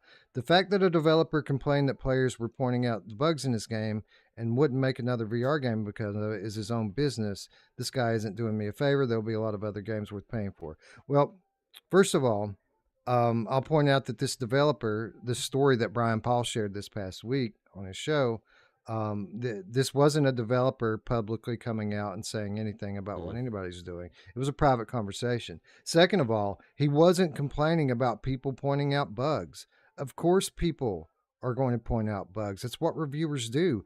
That wasn't the point at all. You're completely missing the point and mischaracterizing what was said. We're not talking about people who are making legitimate criticisms. That's not my beef. That's not my complaint. My complaints come from people overreacting, from people who are basically picking and choosing the parts of published reviews that are negative and ignoring the positive. My problem is when people, you know, because Green Hell has visual issues, someone says that Green Hell is the worst game on PSVR. That's not true. There's some bullshit on PSVR. To call it the worst game on PSVR 2 is not true. And it's when people start saying stuff like that, it upsets me. When people say, when somebody comes out who hasn't played Firewall and talks about how blurry the game is, like, that bothers me because what you basically have here is, because someone made a comment about the game looking soft at times, this person taking that, jumping to conclusions about it and calling it blurry, which it's not. It's actually a very beautiful game. This is the sort of thing that I'm talking about. I'm talking to, when a reviewer comes out and mistakenly accuses the developer of altering gameplay footage to deceive customers into thinking that the game is something other than it was. And when that guy does that, and then we have 5 other reviewers that say exactly the same thing. So the first review is a mistake. It's just somebody who doesn't understand what they're talking about. But the next 5 to 10 reviewers after that are just hating, right? They're just basically taking what the one guy said, saying it again themselves like it's their own idea because they want to do a negative review without putting any kind of critical thought into it. And then you have other people that are saying exactly the same thing without having played the game at all. So this is the sort of thing that I'm talking about. Legitimate criticism is necessary, and it's part of any honest review.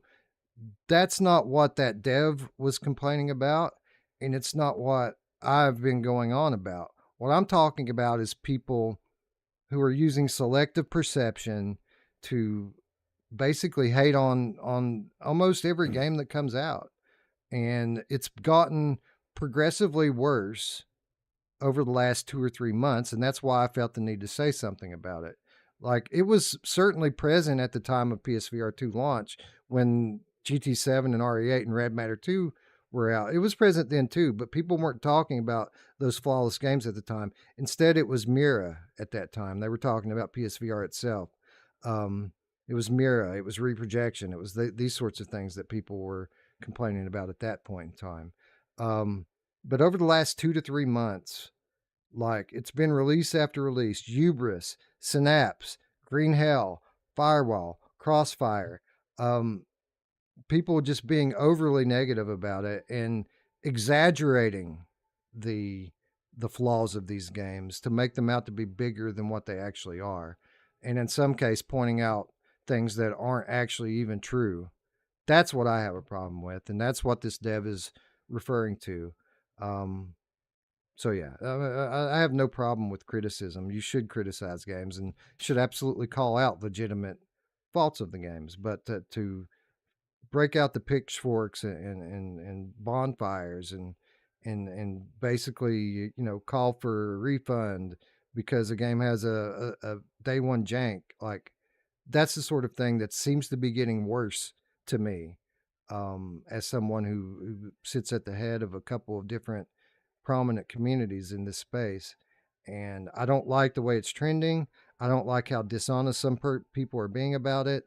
And I'm sorry, I just have to call it out when I see it. It's getting bad, It is getting bad, and it's definitely, unwarranted in a lot of ways. And this is the thing, though, where I would agree with what he's saying, and I guess I'm not disagree with what you're saying because it's not a disagree, but I'm just tired of day one jank. I'm tired of, I don't want to feel like I've got to put up with day one jank and wait for 2 or 3 days or 4 days or a week for a patch for a multiplayer game where that's a big part of it. Like, why can't we have developers? And I know we've gone round and round with this, and it's not always viable for a lot of these companies, and there's a lot of reasons and stuff, but I just don't care. I just want to play my game on day one with minimal jank. I know there's going to be some jank. There's bugs that slip through, but when there's glaring fucking issues, and it does take a week, and Firewall did fix it, the multiplayer thing. But when that happens, that's a big deal. And like you said, it's a big deal.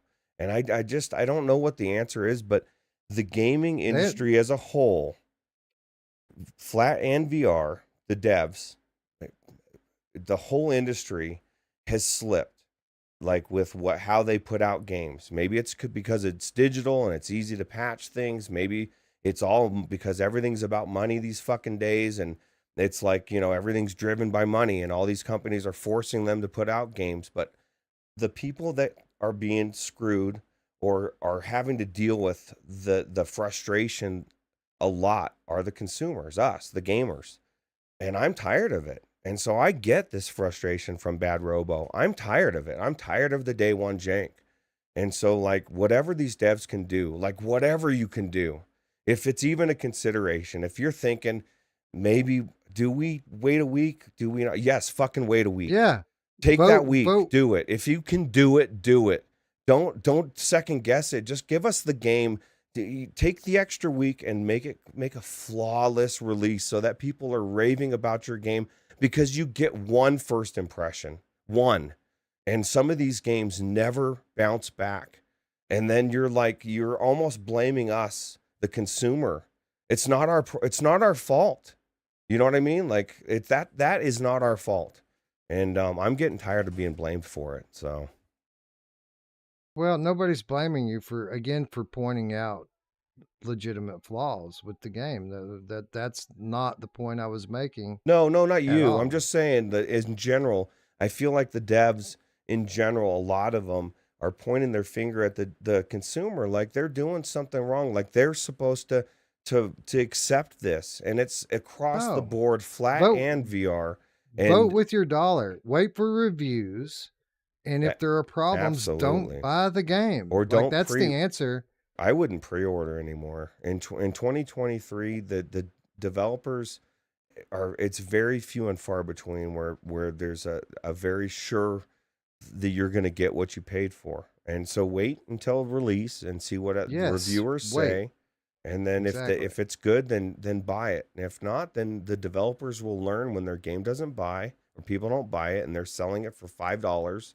Absolutely. Yeah, Absolutely. I agree with this wholeheartedly. This is what people should be doing instead of, tearing down the world and going on these big review bombing sprees and just right. making all of this shit. Just don't buy the fucking game, man. Wait till reviews come out. Find a reviewer that you can trust, someone who's always informed and always does honest, good reviews, and wait until that person tells you what the game's issues are versus the game's strong points. Because I mean, games like Firewall are one thing where you have a pretty big problem with not being able to take a squad into a public match. That's a huge problem. But a game like Hubris is another thing where there was a couple bugs on release where like when you would grab something trying to climb, it would kind of you'd have to angle your hand weird or it wouldn't grab it quite right. Like stuff like that is minor, but And it'll people get fixed. Yeah. That's right, not that big a people deal. made that out right. People made that out to be a huge deal. That's a Like, nitpick. If yeah, they don't fix it, it's a nitpick. If it's fixed within, a short time, it's a bug that they probably didn't know or they're fixing out. Yeah, that's not a game breaker at all. And that's right. weird to get weird about, for sure. Yeah. So I mean, yeah, like fool you, fool me once, shame on me. Fool me twice, shame. Or fool me once, shame on you. Fool me twice, shame on me. So the first time that you get burnt by buying a game that has some kind of flaw, absolutely, get mad at the developer or whatever. But if you continue to do this, don't like continue to escalate your response to it and be overly aggressive so that you can teach the devs a lesson. That's not the right thing to do. The right thing to do is just not buy the fucking game until you know it's good.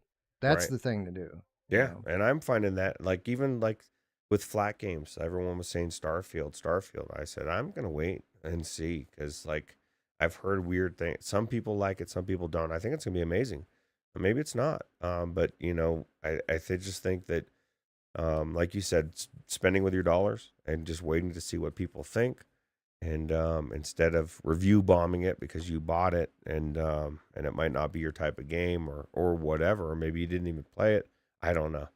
I need to look into it and see. I want to see what kind of story content it has going on. What kind of the minute to minute gameplay? Is it another No Man's Sky or They is it say more fleshed no. They out say than it's that? more like Fallout type, but in space. And Paradise Decay said he said earlier that he said on Twitch, and I saw you. I think you saw it, that he had seen that the because you said something in the Discord that it wasn't the EULA for it for Bethesda, that it was for Starfield, but they didn't list it It, for Redfall, which is showing no, that there. it's specific.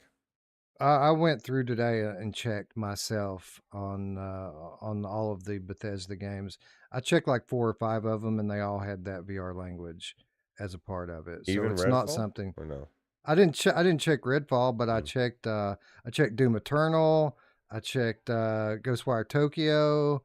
I checked 4 or 5 different games, and they all had language, the exact same VR language that Starfield has in it. I So thought it's just everyone that you listed though has been in VR. Now, granted, some of them have been in mods, but I thought oh that yeah, was mods. Yeah, sure, mods for kind of sure. interesting though. I was like, these have all been in VR, so Starfield is probably going to be in VR in a mod.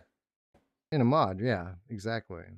So So I yeah, wouldn't play it right now. I would wait because now I want to play it in VR. I want to play The Last of Us Part One in VR. Has anyone got a good plug for that yet? Like No, not yet. I would think that I'm surprised Luke Ross hasn't put it in yet. You know, it was on sale the other day, and I almost picked it up just because I want to play it. Even in Reshade would be great. I own it. Um, on Steam. I don't know if Oh, so is you- it one that you have to log into a thing? No, I just don't. I'm not connected to your Steam account anymore. Yeah, well, we'll just fix that. Yeah, we could do that. We could Yeah. do that. Days Netic is in chat. Paradise Decay is in chat. If you guys have a good solution to play The Last of Us in VR, please share. And Hit me up. when I say in VR, I want to play in VR like Uncharted 4 style, where I'm actually in the game. Before I'm not interested in reshading that game. I want to play. I want to be in it. Well, yeah. I mean, if I had a choice, of course, Well, you're going to choose we that every will. time. We will. Just gotta be patient. It's coming. I want it now, and if it's not now, then it's bullshit. We have to quit accepting this crap. That is. Ruuts. We gotta. Yeah, that's right. Well, we need to hold their feet to the fire, right? Like, why would we put up with it and accept it? We're part of the problem by not holding their feet to the fire. That's right. Now, the whole point that developer was making, kind of to get back and wrap up this comment from Bad Robo, is that, I mean, people have always been critical. Like even back in the early days of VR, people criticize bugs and issues with the game. That's not the problem. It's just there's such a hatred and vitriol now for any little mistake. It's not the same as it was before, and it isn't just criticism. It's the level of I mean, I don't even want to say criticism. The level, it's hating. I mean, it's hating, and I don't know if it's people hating on the platform because it's PSVR, or people hating on it because it's VR in general, or people hating on it just because they're haters. But we're all three. It's definitely different now, and it's trending in a more negative direction. And I think some of it has to do with the climate today in the world and just the general attitude of people. I think some of it has to do with the fact that VR YouTube is trending more negative, but the people pay attention and half don't. You put out a negative video, and then all the haters jump in to pile on with it, and then all of the enthusiasts jump in to combat it. So you get like double the audience for putting out a negative video versus putting out a positive one. And we're starting to see these people who are making a living on YouTube trend more negative, and we're starting to see that negativity kind of seep its way out into the general VR populace on the message boards and in the Discord channels and this sort of thing. So I think it's kind of a perfect storm of everything that's causing it. But I absolutely could see why these developers would say, you know what, man, I'm done with this. I don't need this kind of stress in my life, because you're talking about people who spend years of their life and all of their resources into making something that they're proud of, just to get completely torn down on day one because, some small part of the game doesn't work the way it's supposed to right out the gate. So I completely get it from their perspective. And I just wish it wasn't like that. I wish people could be fair and measured in their criticism. Yeah, I think part of the problem too is what we said a long time ago, the opposite of what we said. We've been saying, VR is such a niche community, and it's got such a, like, all the content creators build each other up, and like as VR gets bigger and bigger and bigger, all that toxicity that exists out in normal VR or outside of the gaming and just YouTube in general is seeping more and more in, right? It's just getting bigger. And so we're just seeing more and more negativity seep in as well in general. And the world is getting I hate negative. it. I hate that I have to talk about it on here. Like, we don't play bad games because we don't like to be negative. Like, I don't like to come on here and tell people that a game's bad.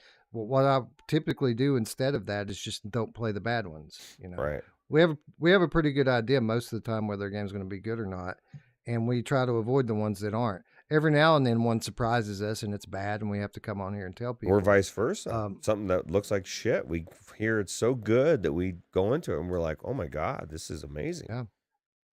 But I hate that I have to sit here and have any kind of negativity on my program. I don't like doing this. I don't like calling out reviewers for what I feel like is bullshit, but it's just gotten so bad lately that it's bothering me. It's bothering me outside of the channel. I'm just sitting around. I'm trying to relax, and I see some bullshit on my phone or on YouTube, and it just ruins my fucking hour.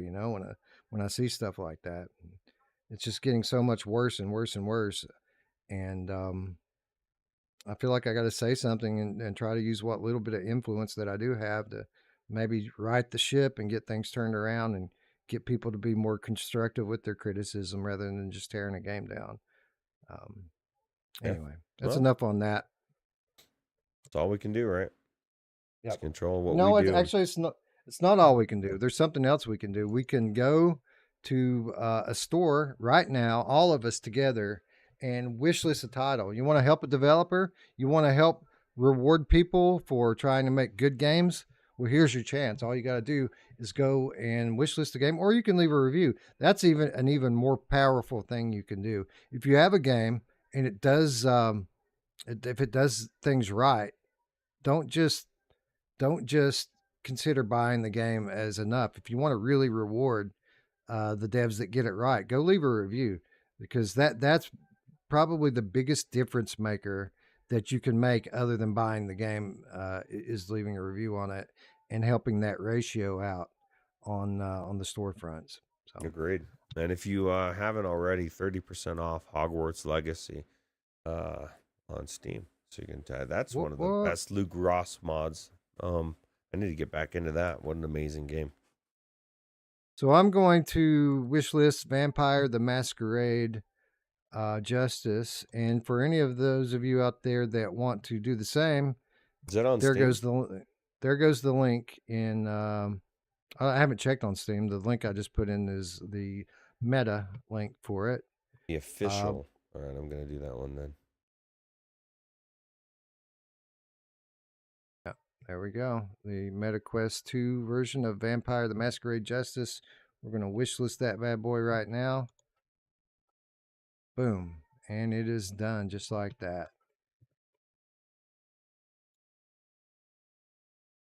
Thought about wishlisting that other one, the Memorium from Wim Bitert. Yeah, that's right up your alley. Yeah, Didn't I you don't like I don't horror, think right? it probably doesn't even have a Steam page yet. It's so far off before it launches.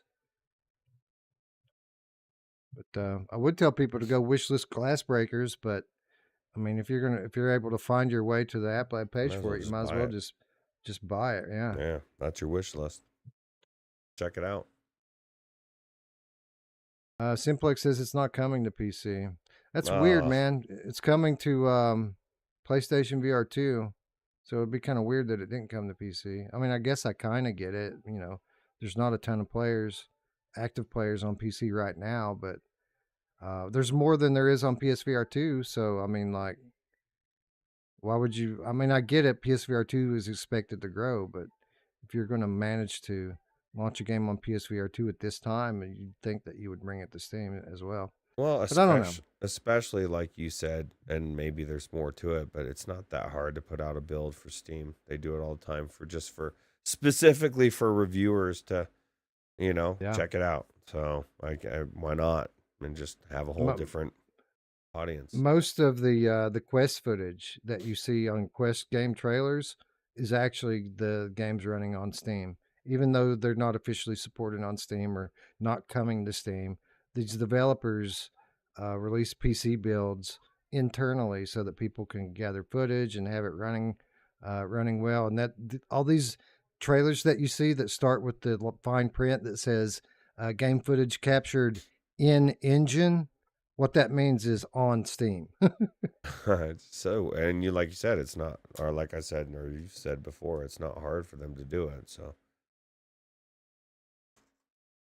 Simplex says, I'm disappointed with that. Maybe it'll come later. Yeah, I would think so. I mean, Wraith the Oblivion ended up coming out over, and I mean, we talked to Andres Julison on our episode of On Location about kind of the direction of fast travel games, and basically what he said is that they're going to continue to be a cross-platform studio, right? They're not going to be doing a bunch of exclusives. And with that said, their last game absolutely is exclusive to Quest, and we still haven't had any indication that it's going to come to any other platform. So um, maybe the times are changing. Who knows? Yeah.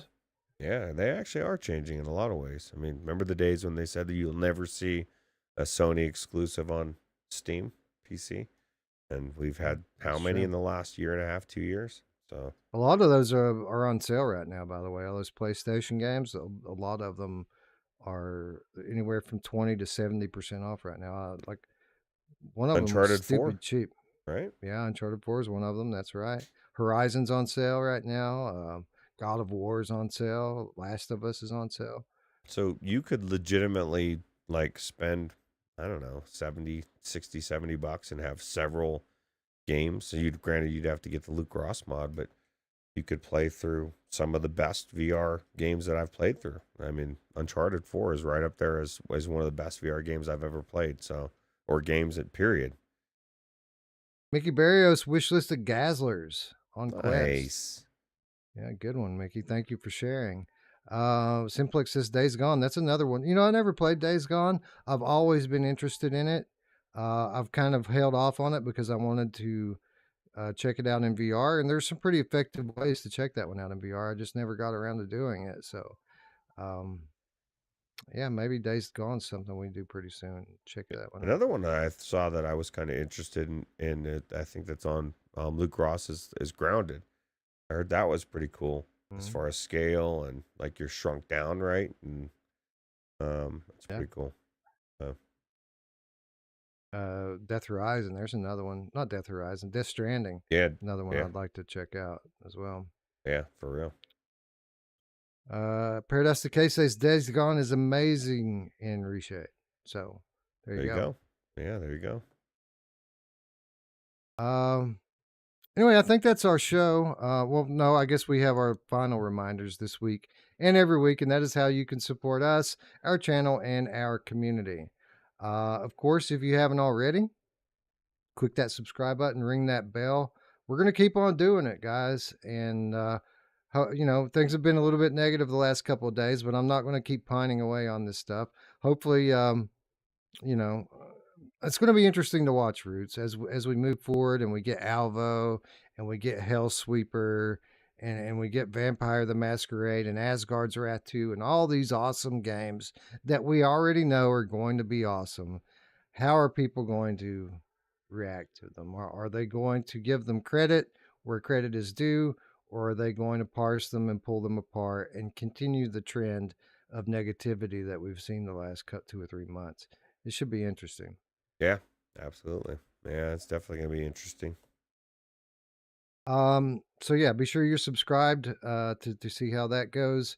If you're already subscribed and you want to do a little something extra, of course you can support us on Patreon, where for as little as $3 per month, you'll get access to our weekly show notes. You'll get insider updates. You'll get exclusive content, all for less than $1 per week, and you actually get to feel good about yourself because you will have been helping us greatly. Um, this money actually it allows us to do a lot of things we wouldn't otherwise be able to do, whether that be travel, whether that be buy a headset and cover it on our channel, um, or games. Like most of the mods that we cover are from games that you all have bought for us with your funds. So thank you to everyone who donates, and you also get your name on the ticker. I always forget to say that, but you get your name in the credits at the end of the show as well. So And you get all thanks of to everyone. Wes's notes. I mean, he's a editor I in gotta say, chief of a website, news article website, right? that's So true. I gotta say though, I did slack today on. I didn't have time to do the cutting room floor yet. I am going to do it just so I can, hold up my end of the bargain on that. But I got finished with the show notes so late that I didn't have time to do it before showtime. So I'm gonna go afterwards and put together the cutting room floor for everyone. But yeah, I made sure they knew it when I posted the first half of the show notes. I made sure they knew that the other half's coming a little bit later. So shout out to the patrons. Sorry I didn't get your your cutting room floor done, but I was writing that ALVO article instead. Yeah. Now everybody understands, right? Yeah, I hope so. What else? Discord. You can join us on Discord any day, anytime. 100% free. We're hanging out on there. We're talking about VR. We're talking about other stuff. Chilling, basically, 24/7. And we invite you to come chill with us. Invitation link is in the description down below. Yep. And with that said, friends, I'd like to thank you all once again for watching. For Ruuts, I'm Wes. We'll see you maybe tomorrow. If not tomorrow, very, very soon. Bye now. Take it easy.